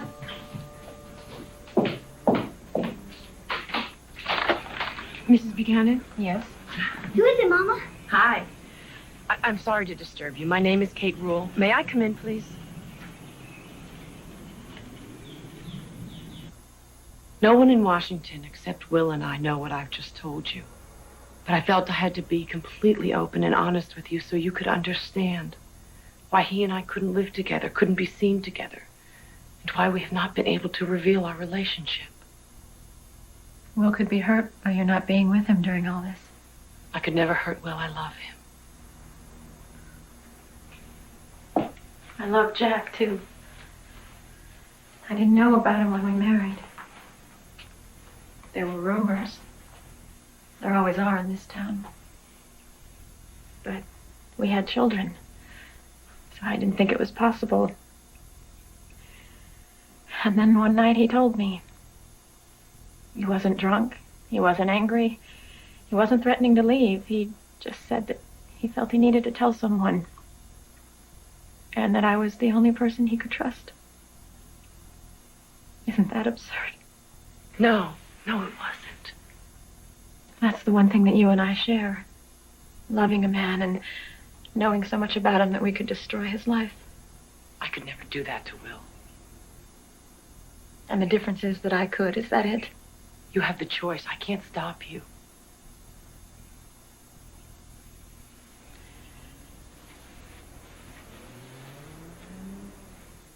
When did you find out about the press conference?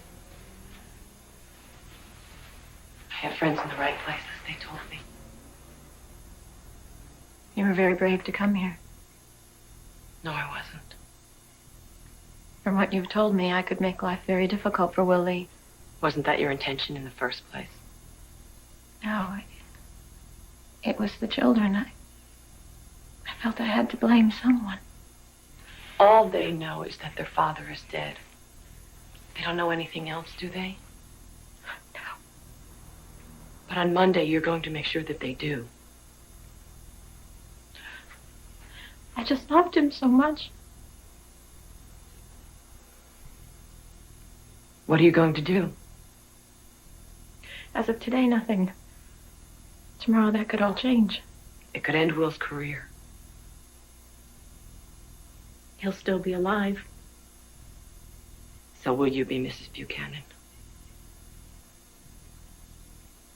Bye.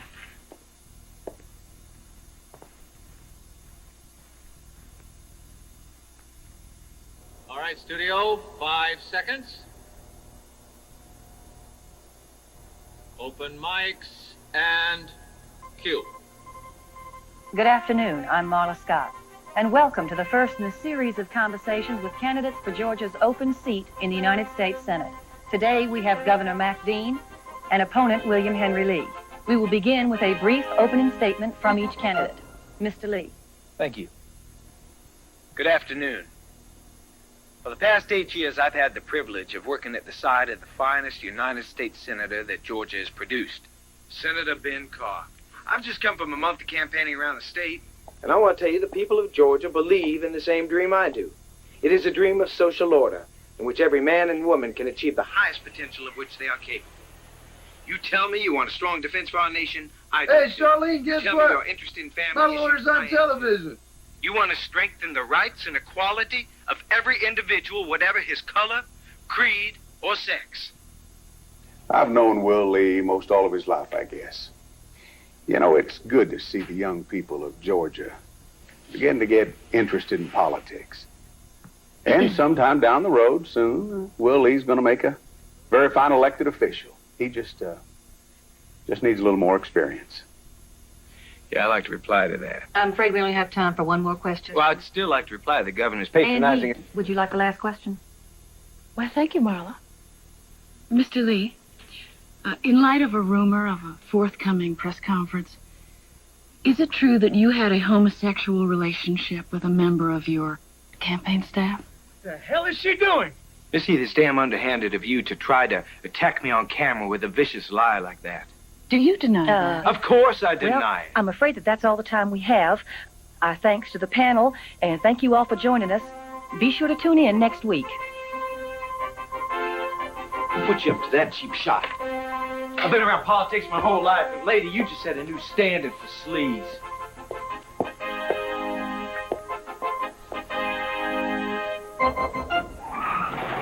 It's right up here. Right there.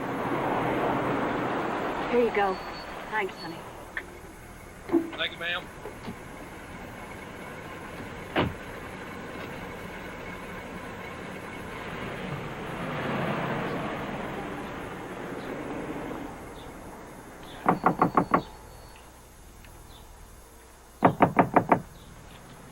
Who is it? It's our Susie, Mr. Ross.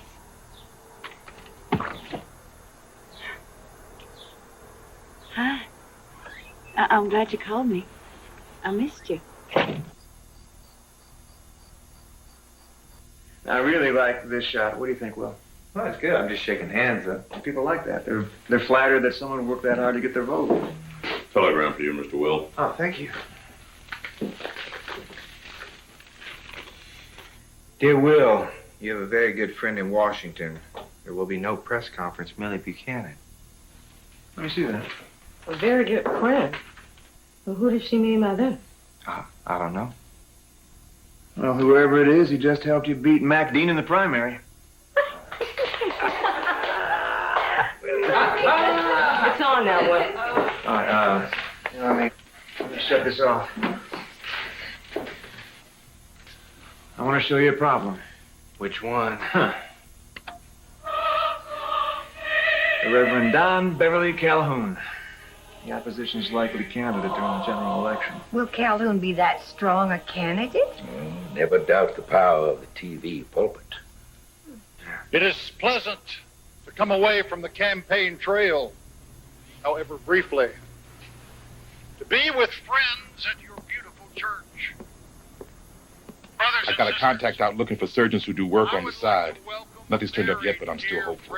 and a true American, a man who fought for our country and for our flag, and he continues that fight as we all continue that fight. Hey, Manny, know this guy Calhoun? You ever notice every time there's a heavy murder, this clown starts preaching? Remember when you got shot? Who was the first one outside? Good old Reverend Don.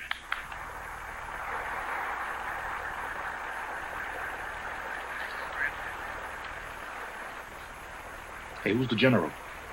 Jeb Stuart Willoughby. He was one of the big boys in Vietnam until he got into trouble. He now runs a organization called Americans for Moral Defense. But our regret has been lessened with the knowledge that as a candidate for the United States Senate, Dr. Calhoun will be making an even greater contribution to his state and to his country. What are you doing here, Ernest? Well, like I say, I was contacted by this certain party and asked to do a surveillance job. I was told to follow this certain young lady who was to be meeting a certain gentleman, and I was asked to record and photograph the occasion. A certain lady and a certain gentleman. Know they have names? Of course, sir. The young woman isn't important to the organization, but the gentleman is. And why is the gentleman important? He's a politician, running for the Senate. What were the young lady and the gentleman doing? Silly of me to ask. I assume the young lady can damage him? If he's a publisher? Yes, sir. Most definitely. Give him to me.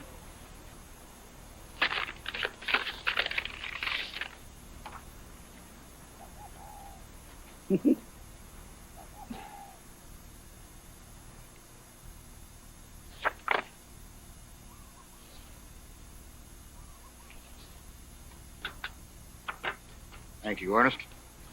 We'll be in touch with you.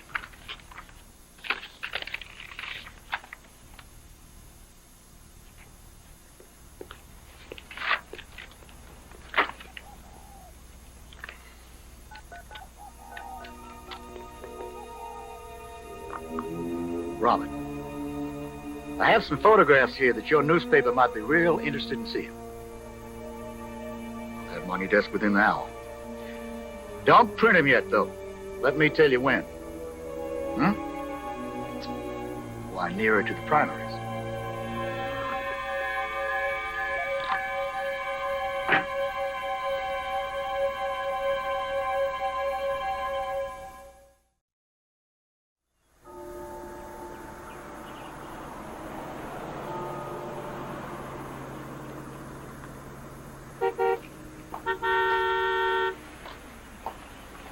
Hey! What are you two doing here? Got some good news. Well, I could use some good news. Trial is set for the 16th. Elton Hunter's been doing nothing for 2 months except preparing his case. And what have I been doing? Well, you done pretty good. Only 2 points behind Dean in the polls, and that, sir, is official. Wrong hat. I'm a lawyer now, not a candidate. And I got a whole lot of work to do, so if you'll excuse me. Look, why don't we buy you lunch? You know, things could be worse. You could be appearing in the Inquisitor.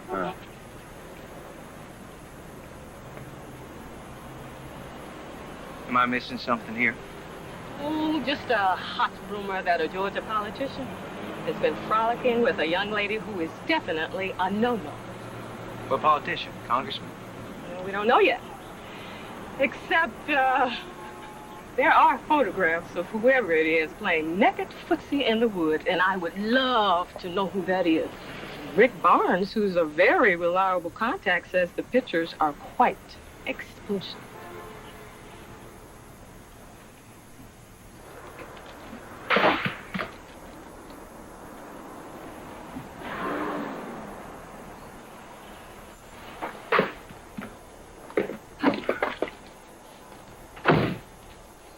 I've been looking for you. Told you. Working Miss Sammy's helping out.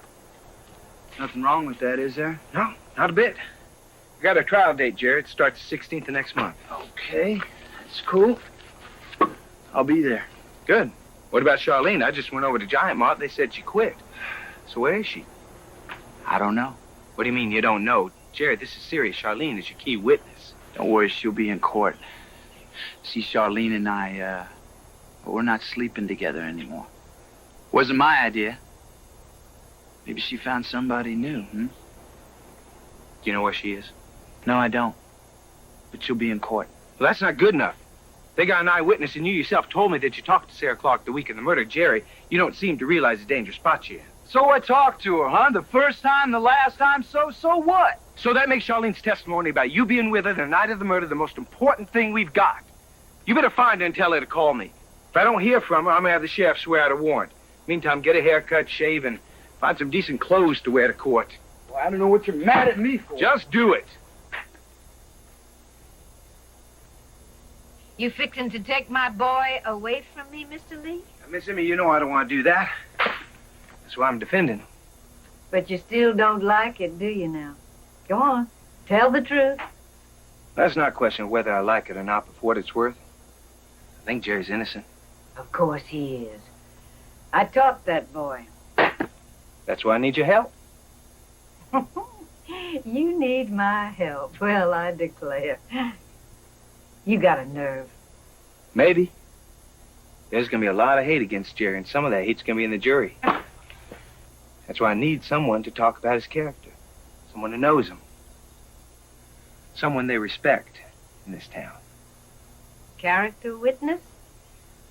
Yes, ma'am. That's what it's called. So what do you say? Jasper, bring out the gin. Sit down. Not too close now. I still don't like you, Mr. Lee. That's located right on Forest Park at the southern part of the county. Good morning, Mr. Lee. Well, good morning. You're about to win a primary. What? Governor Dean and Ann Heath with their pants down. Who'd have believed it? That reporter couldn't get you, so she got him. Mac Dean is out of the primary. Oh, yes, he is. Well, this isn't exactly the way I wanted to win, but... We want mayor! We want mayor! We want mayor! We want mayor! We want mayor! We want mayor! We want mayor! We want mayor!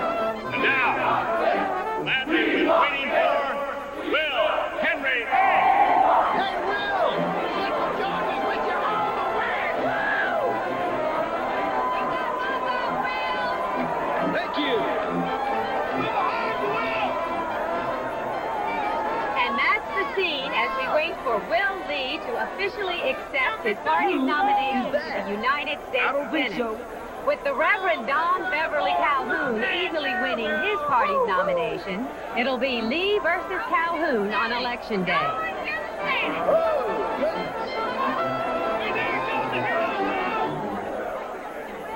Thank you. Oh, goodness. Well, first off, I'd like to introduce the man without whom I can honestly say I would not be your candidate for Senate. My father, the former governor of Georgia, Mr. Billy Lee.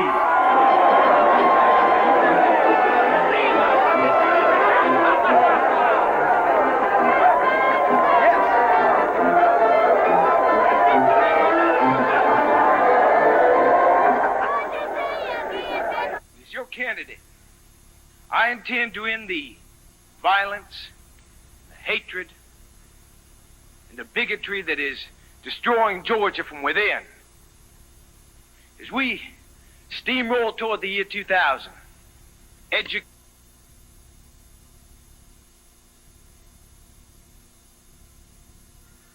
What's she talking about, Slim?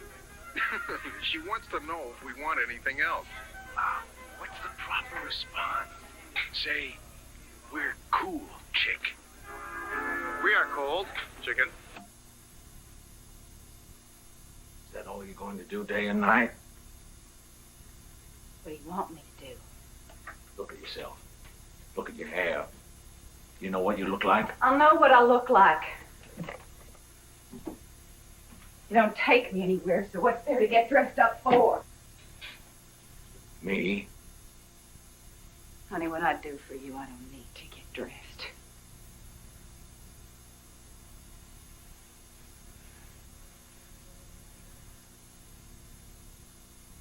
What do you want? Want some action.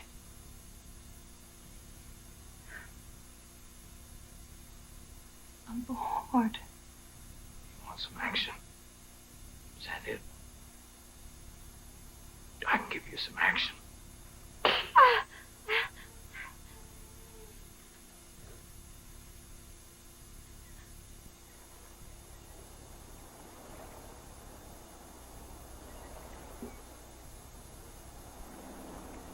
Hello, Will. Oh, Kate. Am I interrupting? No. No, not at all. Can I get you something cold to drink? Something soft if you have it. I have to drive back to Atlanta in a little while. Sure.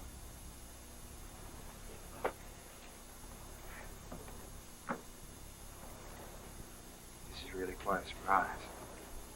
I know, it must be. I had to speak to some prospective recruits at Georgia State, so I thought, well, while I'm here. Well, I'm glad you thought that. Is this okay? The trial? Oh, yeah. Starts in 3 weeks. Good luck. Thanks. You know, I never realized it at the time, but when I thought about it, you were the only one who could change Millie Buchanan's mind. I never thanked you. Well, I didn't really give you a chance. Look, I know I wasn't returning my phone calls, and I know how maddening that can be. I mean, part of it was the hours that I was working, and I couldn't call you from the office. And I seemed to only be home in the middle of the night, and no, it's just an excuse. The truth is, I think I didn't really want to talk to you. I felt guilty that I wasn't down here helping you win the election, where I should be if I really loved you. If? I admit I had doubts. Not about loving you, but about us, together. It was no longer 2 years apart. It had become a lifetime. That's what it will be if you win the election. I know. I thought about that, too. I was driving to work yesterday, and I suddenly realized this is crazy. The only thing that I want in my life is you. And what am I doing? Kate. Don't. Whatever you feel that you ought to say, please don't. Oh, hell, Will, I love you. I do. I really love you. I don't know what's going to happen to us. But I really love you. And that's what I came to do. I wish you'd said that when you first walked up the steps. Well, I love you. Because you scared me. I thought you'd come to deliver the ultimatum.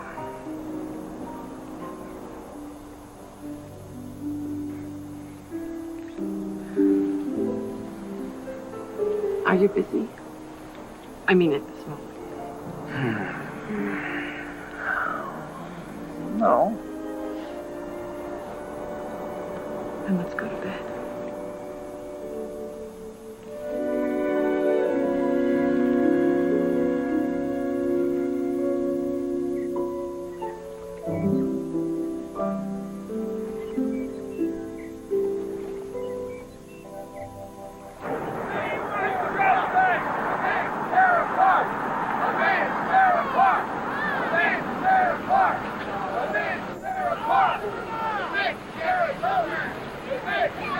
Mr. Lee, what do you think of the Reverend Calhoun? How would you assess your political chances? Ted, I'm here as a lawyer, not a politician, and I don't use a church or courthouse to solicit votes.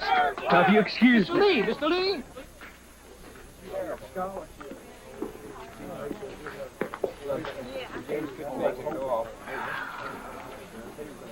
Are you sure Charlene's gonna be here? Yeah, she'll be here. You give me a word, Jerry. Where the hell is she? Well, good luck to you, Will. You gonna go get him, Todd? All rise. Yeah. Without her, you have no defense. She's got to be here. The Superior Court of Meriwether County is now in session. The Honorable Judge Henry Boggs presiding. You may now be seated and come to order.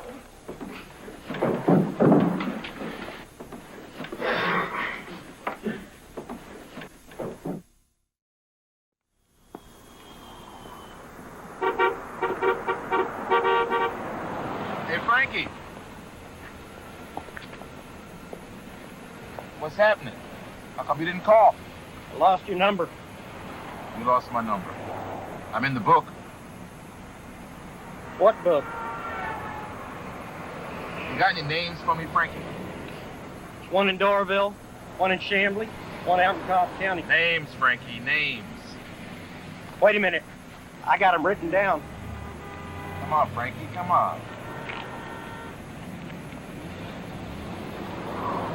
You know, Frank, I hope that this isn't your grocery list. Thanks. Doctor, I don't want to take up too much of your time, but I'm conducting an investigation, and I was wondering if you take a look at this photograph and tell me if you've ever seen this man before. He may have sought treatment here. I wonder if I could see your police badge again.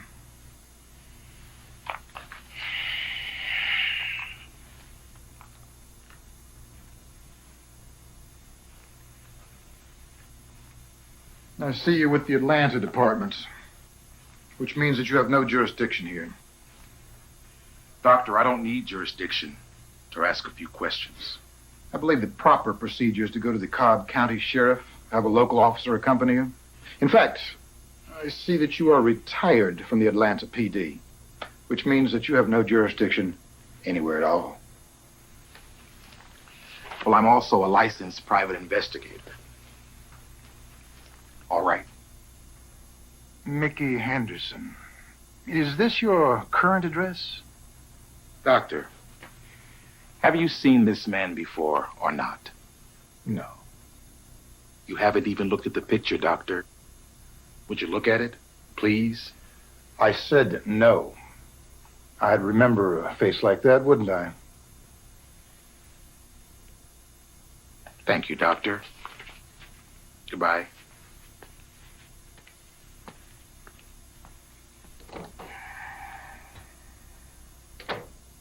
You heard the sound of a car engine?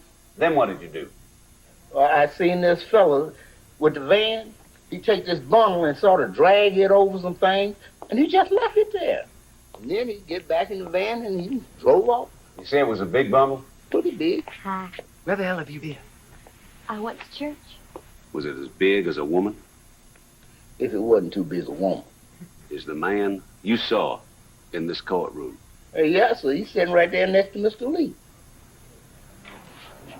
Your witness? Morning, Roosevelt. It's a very nice suit you're wearing. Well, thank you, sir. Mr. Hunter here gave it to me. Well, Mr. Hunter always had good taste. His wife chooses his ties for him. Get on with it, Mr. Lee. We know you've got charm. We all seen the commercials. Now, I understand Sheriff Cox had you look at some men in a lineup. Yes, sir. And they was up against a wall with a bright light shining on them. Mm-hmm. Did they have their backs turned to you? Yes. And why was that? I reckon because I only seen him from the back. Now, after you picked out Jerry Lomax from the lineup from looking at the back, did the men in the lineup turn around? Yes, sir, they did. And was that the first time that you ever saw Jerry Lomax's face? Yes, sir, it sure was. Now, you said the bundle the man dragged over the dump wasn't too big, that if it was a woman, it would have been a small woman. Is that right? That's right. Well, according to the coroner's report, and this is a copy, Sarah Clark was 5 feet 3 inches tall and she weighed 105 pounds. Does that sound about the size of the bundle? 105 pounds, you said? Yes. I reckon that's about right. Gentlemen, Your Honor, if you could just bear with me for a moment here. Now, these weights amount to 150 pounds. Oh, I object to this, Your Honor. If you don't believe me, counsel, why don't you come up here and try to lift them yourself? All right, Mr. Lee. Can we continue? Now, Jerry, I want you to go ahead and try to pick up these weights. I want you to lift them clear above your head. Go on.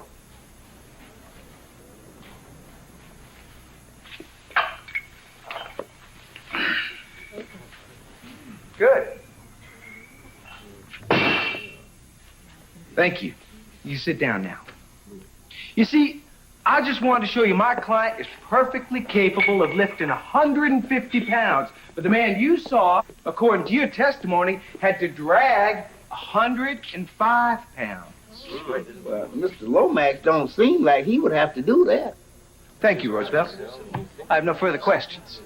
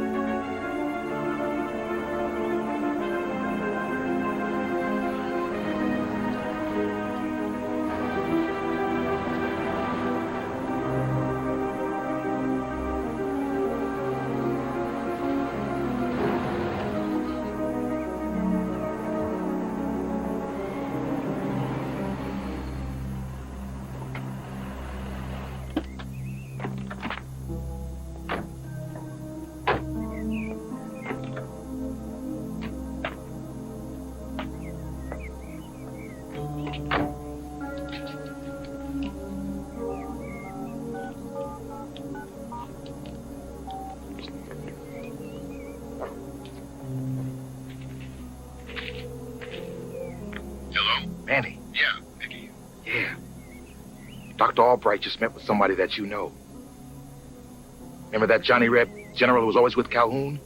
Willoughby? That's him. I don't see a connection with Perkerson. What do you know about Willoughby? Gung-ho type. Typical Marine. He was a Marine? And so was Perkerson. Bingo.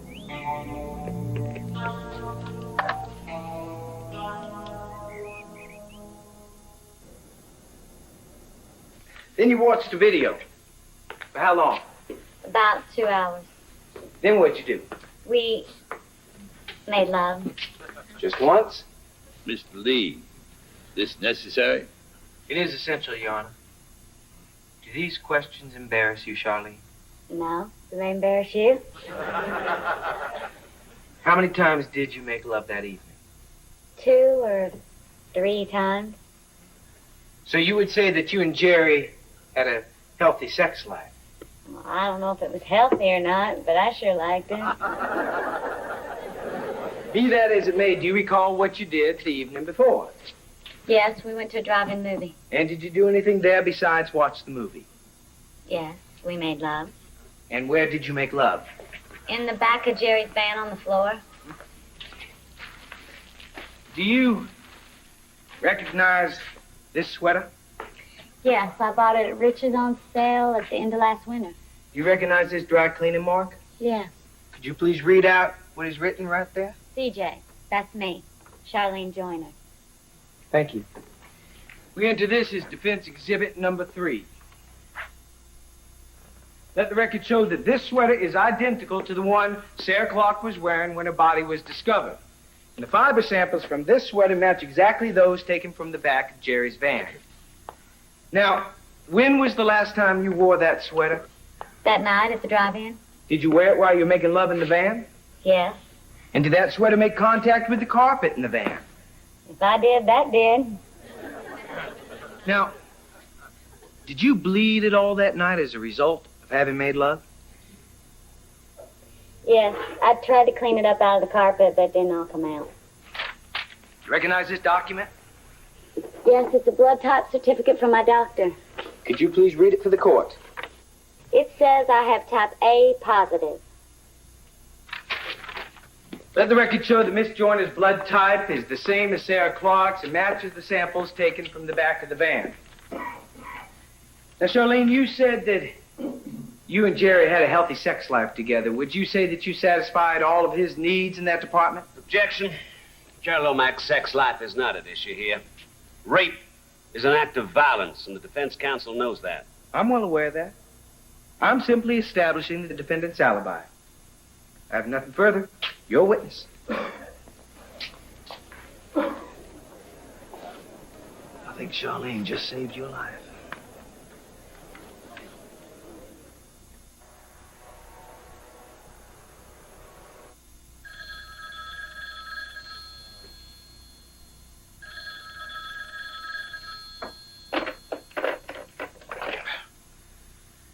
Yeah, whoever this is, this better be important. Are you Mickey Henderson? I could be. Why? Who the hell are you? Do you want Harold Ferguson? Who is this? It doesn't matter. Well, what do you know about Perkinson? I know he killed your partner. And those men at the strip club. Well, the whole world knows that, lady. Well, what about Derek Kelford? Okay. So what do you want? Can we meet? Why? It'll cost you $5,000. This time of night, who has $5 grand? You have friends.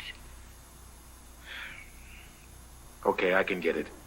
So where do we meet? There's a restaurant called Austin's across from the Lenox Square Mall. I'll be outside in 30 minutes. Hey, that's cutting it thin. There's a shortcut. Avoid the 85 and take the road off Simon's drugstore. Okay, I know it.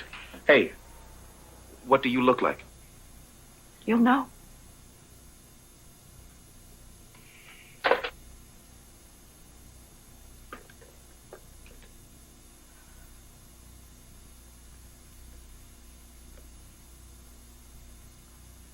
Nice work, babe.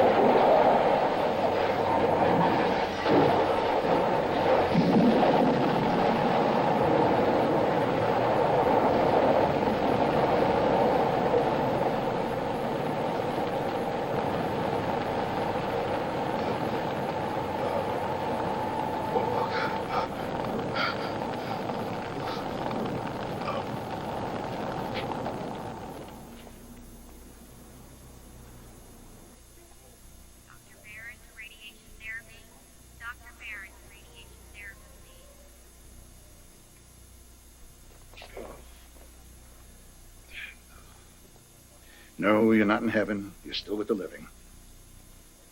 I wouldn't do that. It might hurt. Oh. Told you. You broke a couple of ribs. Oh, is that all? That's all. We're like a Laurel and Hardy sketch. You visit me, I visit you. It was Perkinson, Manny. I saw his new face. Short was him. That's why the whole world thinks you're dead. What are you talking about? You're dead, Mickey. I arranged it. If Perkinson knew you were alive, you'd be dead, so you're dead. How does it feel? Did I have a funeral? No, but you had an obituary. It was Perkinson, Manny. I was set up. And I will never forget that face. Defense calls Miss Immercott to the stand.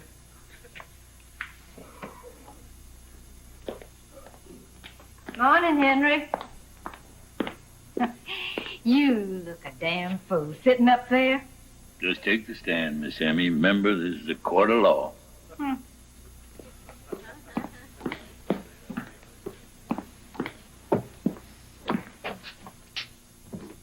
Do you promise to tell the truth, the whole truth, and nothing but the truth, so help you God? I do. I just want to say right off, Jerry Lomax could not hurt a fly. Miss Carr, could you please wait till I ask the questions?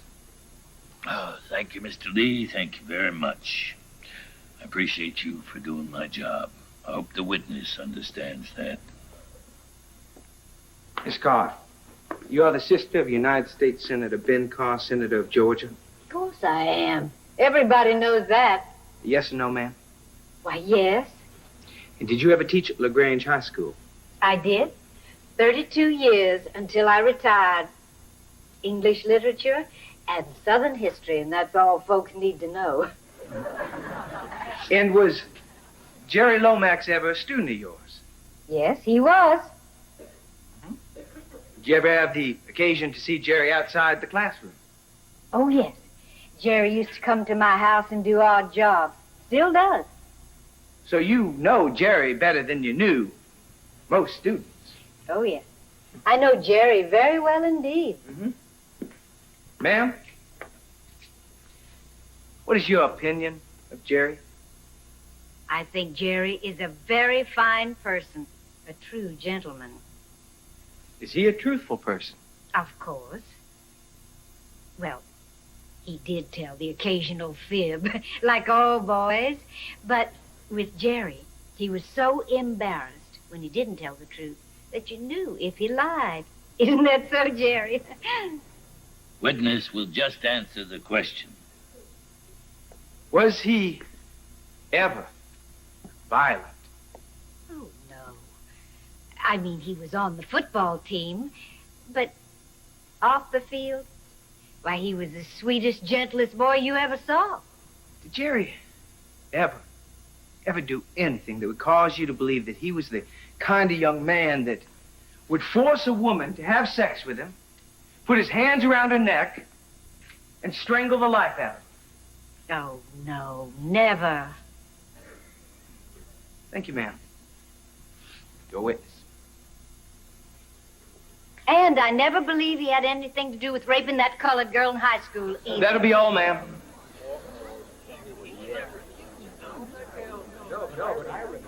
What did you say just then, Miss Carr? Cormay Turner, spreading lies. Miss Carr, I said there will be all. I would like this witness to answer. What happened at high school? Objection! For what? The defense witness has introduced this statement, Your Honor. I'm entitled to cross-examine. Objection overruled. Witness will answer. Tell us about the incident in high school, Miss Carr. Well, it was a black girl that made the accusation. Cormay Turner. She said that Jerry dragged her into a car after a football game and raped her. Well, nobody believed her, of course. I mean, nobody could believe that Jerry would do a thing like that. Joanna, I would like to request a recess to give the prosecution time to produce this witness, Cora May Turner. Objection. Did I say something wrong?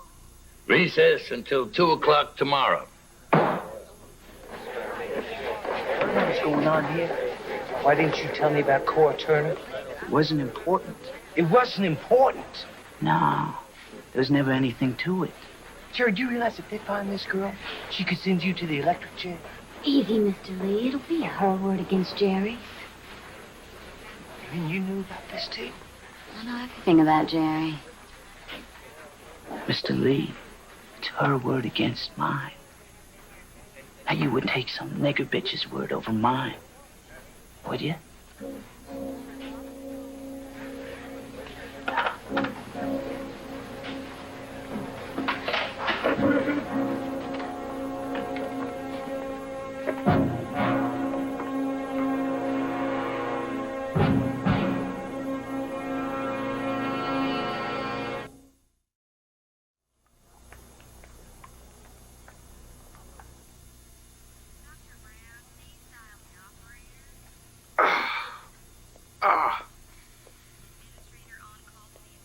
So, Lazarus has risen from the grave, huh?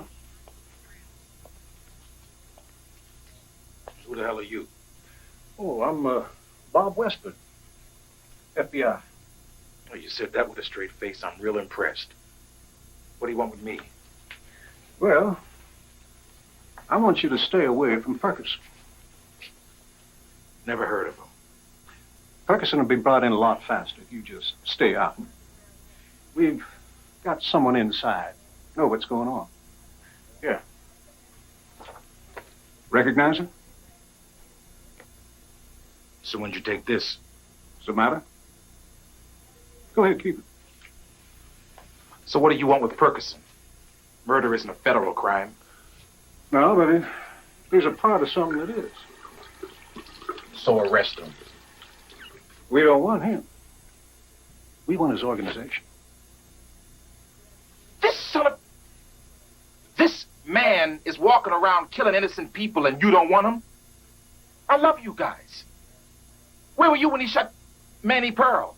And what about Derek Kelford? You know, I bet you got 8x10s on your wall. Get out of my face.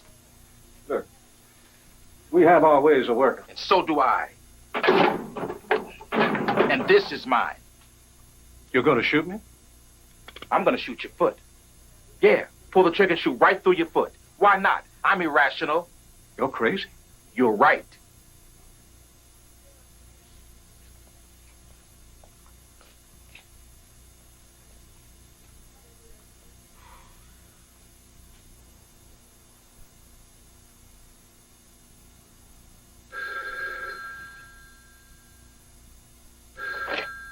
Yes. Go take a shower.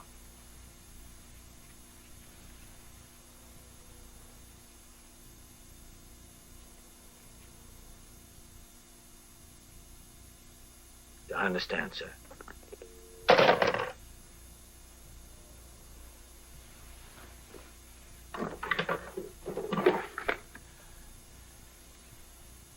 Are you going out?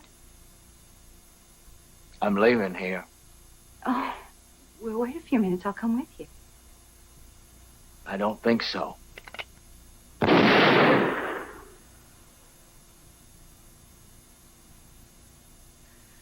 Now we come to the girl, Harold. Susie Harrington.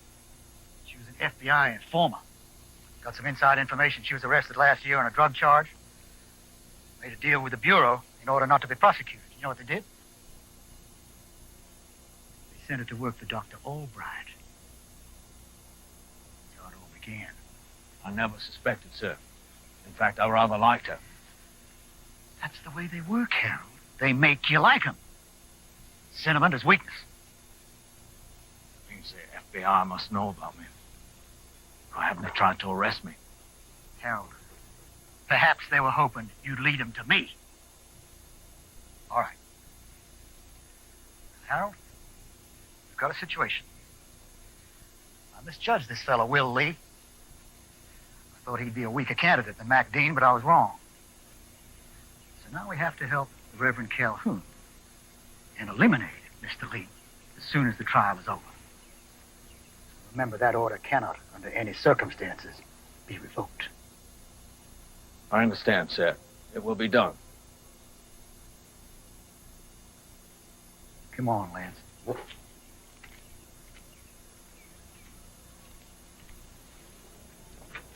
Mr. Lee, with this new evidence, do you still think that Jerry Lomax is innocent? I believe that's for the jury to decide. Now, the prosecution has produced a new witness, Miss Cora May Turner.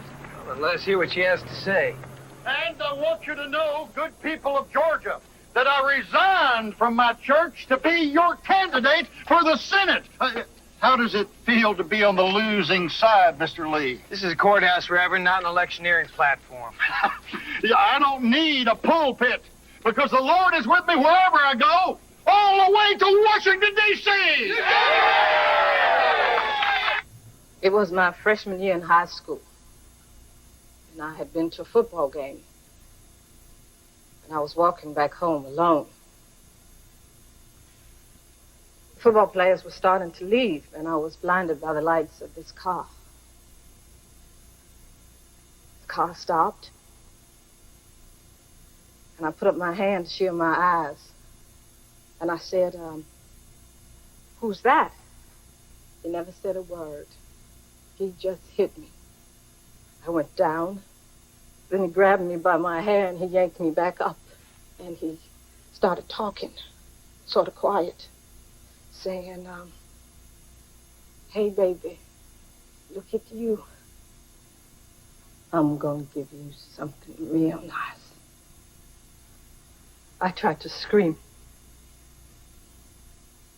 but he put his hand over my mouth.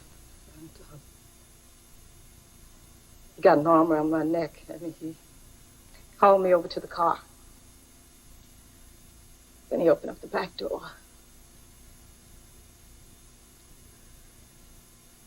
He hit me a couple more times. He said if I didn't shut up, he would kill me. Then he tore my blouse. Then he tore my underwear off my body. Then he held me down.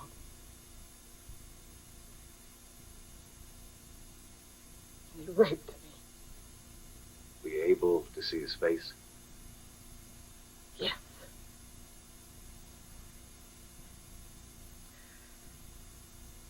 Cars kept passing by.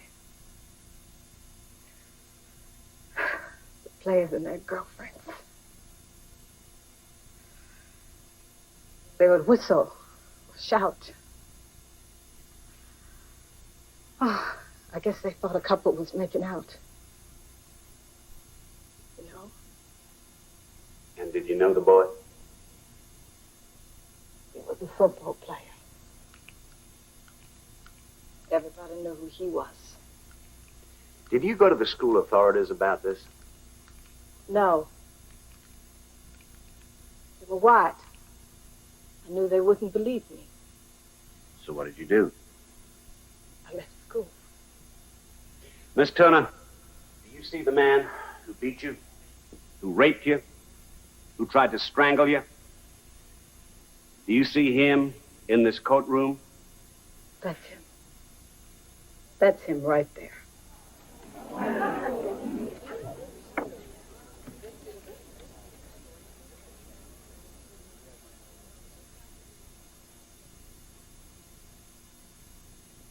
Your witness.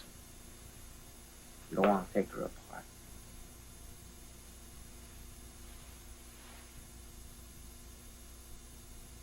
The defense has no questions for this witness, Your Honor. What are you doing? Your Honor, the state rests. Defense requests a 30-minute recess to confer with my client. 30-minute recess. You get her back on the stand. You make her say that she's lying. Jerry, that girl is unassailable. If I attack her testimony, it's only going to make things worse for you. All right, then you put me on the stand. It's too late for that. You should have never lied to me.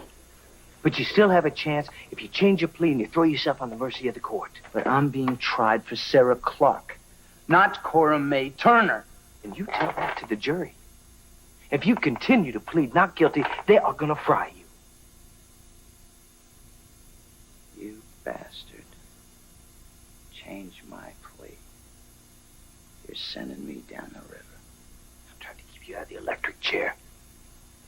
It's your only chance for parole. It's the only thing I can do to save your life.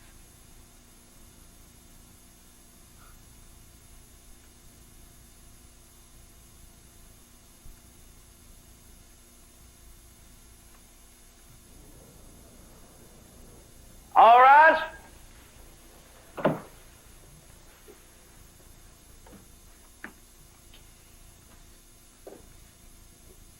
Hey, Sadie, please.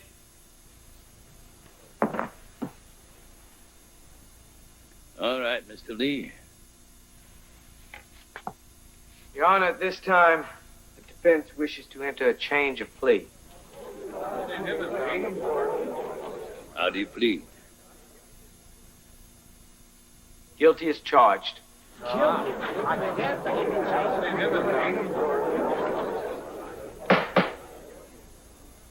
Lomax, you fully aware of the consequences?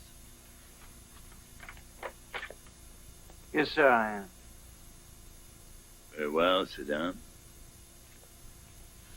Ladies and gentlemen, under the circumstances, the defendant is remanded to the custody of the sheriff until formal sentencing. Jury is dismissed. Counsel approach the bench. This court is adjourned.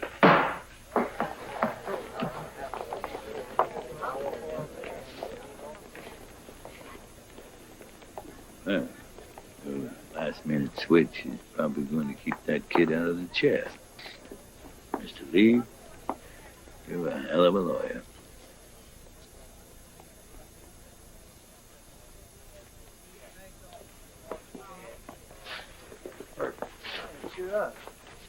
Mr. Lee, don't look so depressed. We got you a lot of publicity. It might just make you senator. That's right. 7 years, I'll be out on parole. Gee, Sarah Clark, she'll still be dead. You two are really something, you know that? We all have our secrets, Mr. Lee. Even you. Why'd you kill her? Wasn't personal. For something far more important. The organization. What organization? The one that sent you the 25,000. We never speak its name.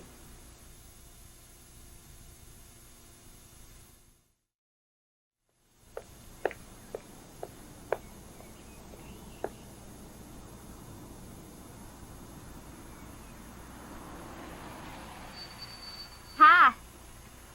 It's you. I want to talk to you. If you're planning on offering me a lift, Mr. Lawyer, don't bother. I know you could never go as far as I want to go. You part of Jerry's organization, too? That? I've never been a party to anything organized. I just take it as it comes and take it as it goes. You don't give a damn about anyone, do you? Oh, sure. Me. Yeah, Jerry was fun for a while. So were you. What are you staring at? I'm just wondering who really planned all that. Murder, the alibi. That day at the dump, you read those lab reports right in front of me, didn't you? Let's just say it was fun, you know? I like games. Don't you like games, Mr. Lee? There's a creek over there where we could go swimming. No one can see. What do you say? I'm not a defense witness anymore, and, I ain't wearing a stitch under this. No, thanks. Saving me for your dreams, right? Charlene, count on it. You're never gonna be a part of my dreams. Then you'll never know what you missed.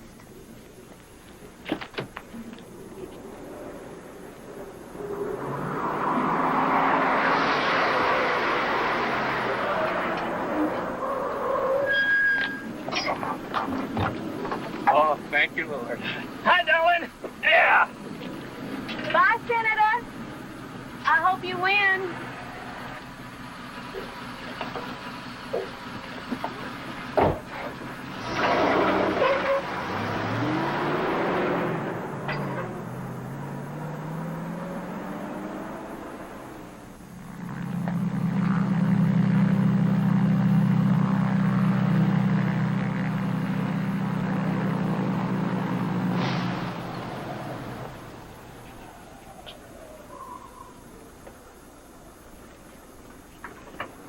Hey, hey.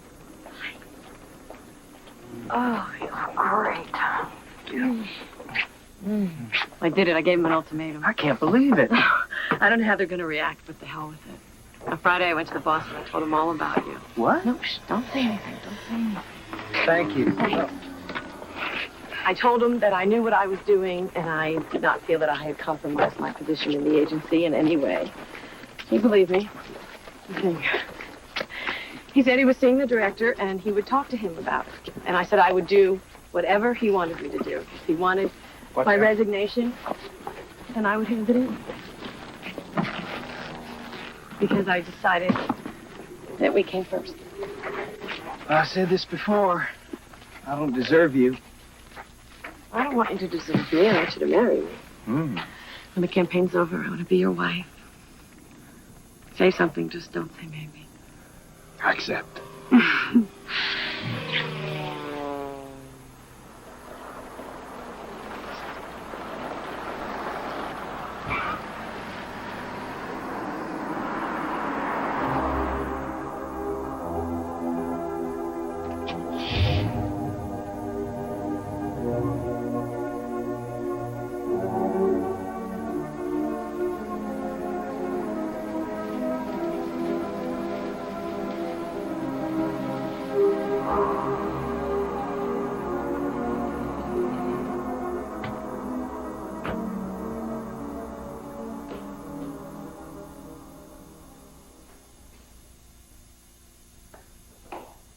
Yes, Sergeant.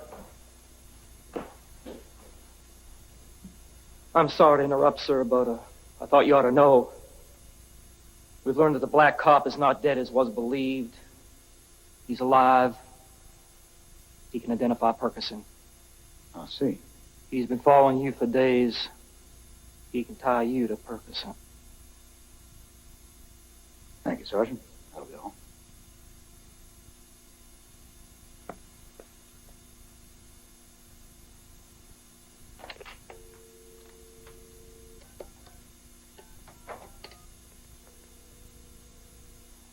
Yes. Harold? Yes, sir. Listen, I've changed my mind. I think I'm going to join you. Tonight? That's right. You just wait for me, will you? Yes, sir.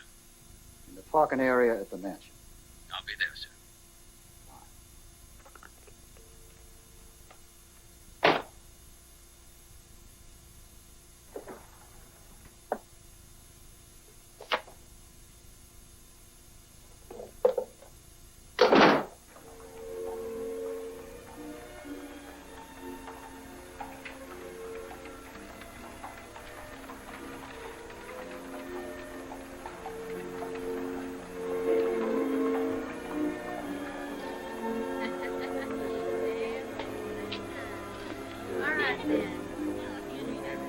Mr. Lee? Mr. Lee? Right here, please. Thank you. Uh-huh. Why don't you come on inside? Yeah, well, I have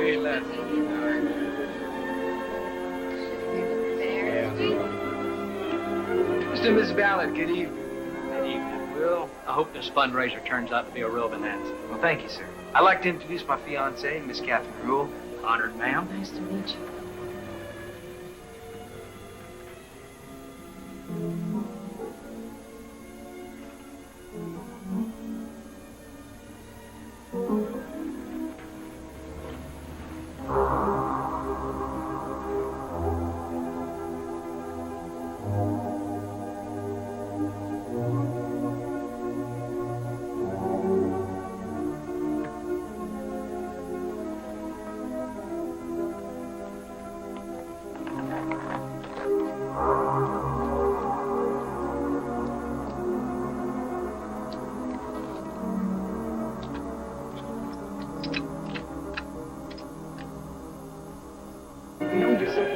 beautiful house, Mrs. Damage. Very kind to allow us to use it.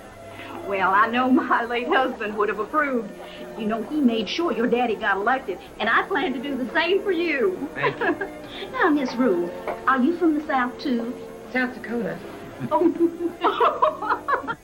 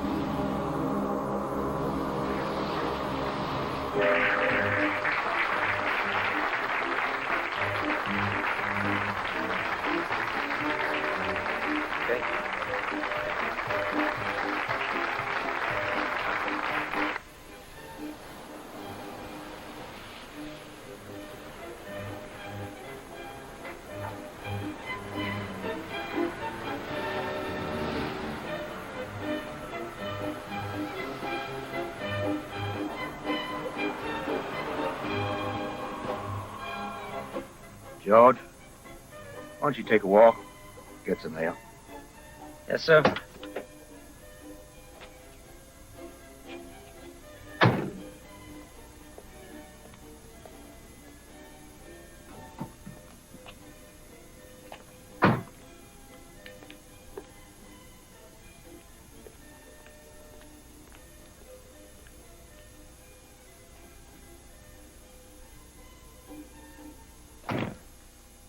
I'm honored you wanted to be here, sir. Forget the honored, Harold. I called you because I want you to abort the mission. Abort it, sir? The cop you thought was dead, he's not dead. You've been followed, Harold. He can link you to me. The order cannot be revoked, sir. I quote your words, sir. I'm telling you, Harold. Under no circumstances, sir. Am I correct? These are new orders, Sergeant Perkerson. Do you read me? I read you, sir. The order cannot be revoked.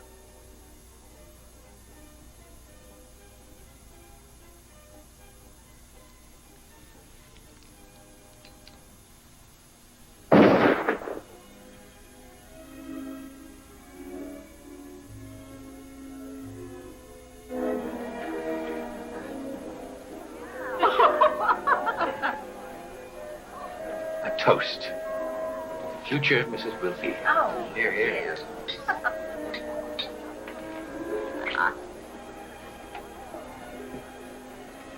Now, will the future Mrs. Willie care to join me in this waltz? Yes, sure. Excuse me.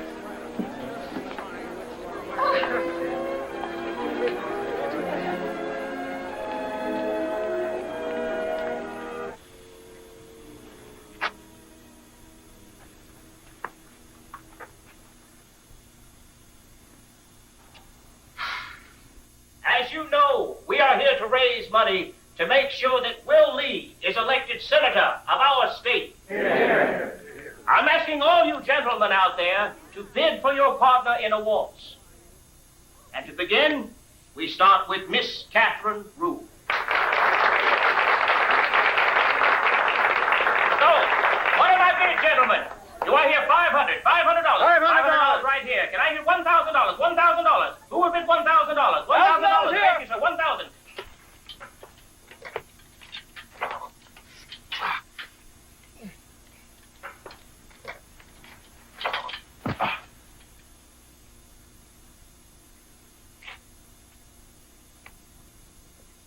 I'm bid 7,000. Any advance on 7,000? All right. The bid for Miss Katherine Rule stands at 7,000. Going once? Going twice? 10,000. Sir, you are a credit to the South. Going, go on. The gentleman at the rear wins the first dance with the candidates late.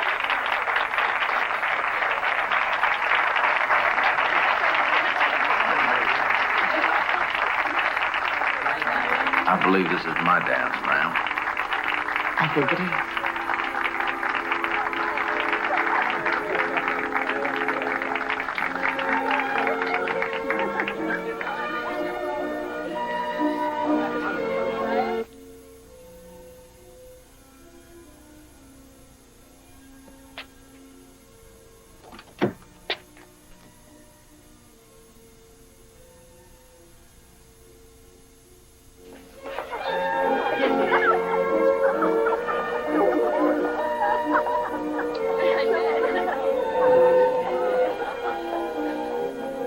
Seem to be losing the other dancers.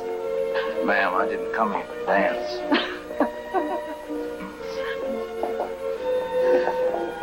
No, you just do as I say.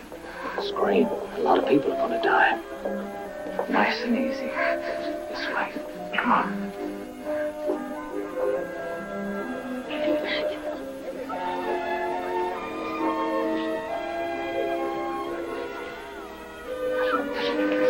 Very kind of Mrs. Danvers to let us use the house. I'm sorry, Dad.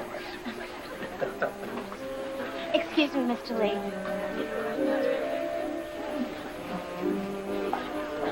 Excuse me, Daddy. I'll be right back. I believe this is our dance.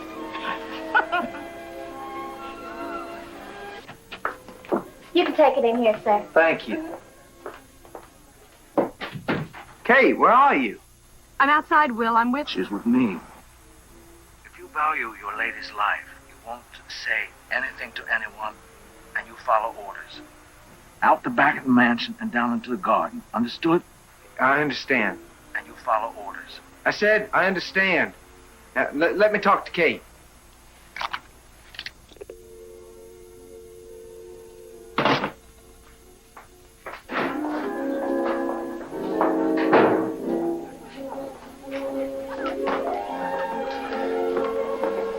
Mr. Lee. Yes. I'm sorry to bother you, sir, but my name is Mickey Henderson. I'm a former detective with the Atlanta Police Department. Yes. I must talk to you, sir. It's urgent. Well, I'll be back in a moment. I have to get... Mr. Lee, General Willoughby was found murdered tonight outside the house. Now, I hope I'm wrong about this, but I think that your life may be in danger. The killer may still be somewhere in the house. I think it's best that you leave. Mr. Henderson, I thank you for your concern, but I'm sure no one wants to harm me. My fiancée, she's not feeling well. When she's feeling better, we will leave. In the meantime, why don't you enjoy yourself? Thank you.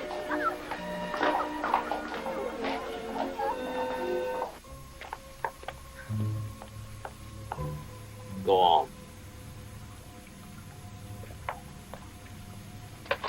Now remember, if you feel the need to be noble, resist it.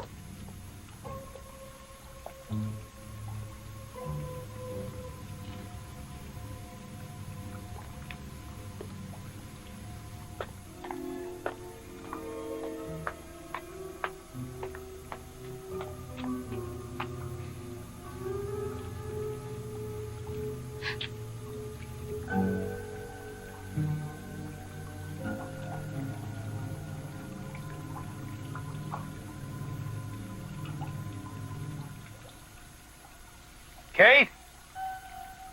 Is that you, Mr. Lee? Will, stay where you are. Kate, you all right? She's fine, Mr. Lee. I was just reminding her not to be noble. What the hell do you want? Answer me, damn it! You, Mr. Lee.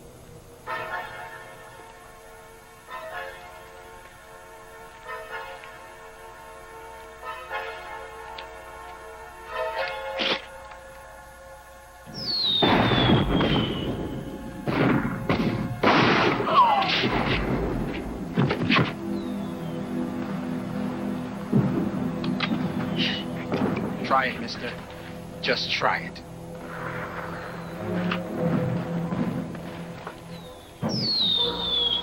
See, God, let scum like you kill me. God bless the organization.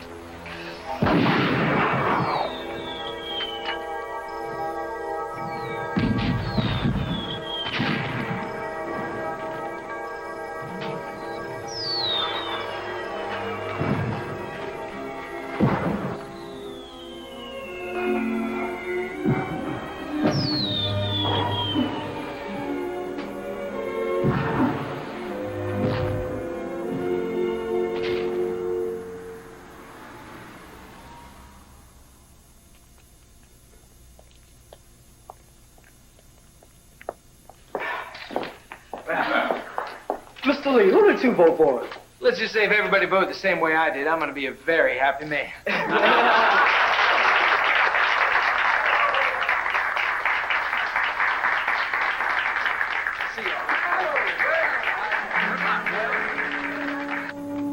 you very much.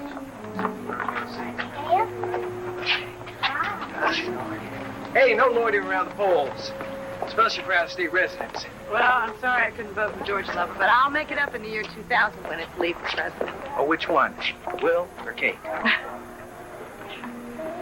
You know, the rumor is we've caused a pretty big ruckus. Hey, all right. Caused a pretty big ruckus around the CIA. How come it could go against you? What do you say to that? I'll think about it tomorrow. Do you realize for the first time in months, Miss Rule, the whole day belongs to us? What would you like to do? I don't know. How about something trivial like getting married? Don't you want to wait and see if you're marrying a U.S. senator or not? Let's go, sport.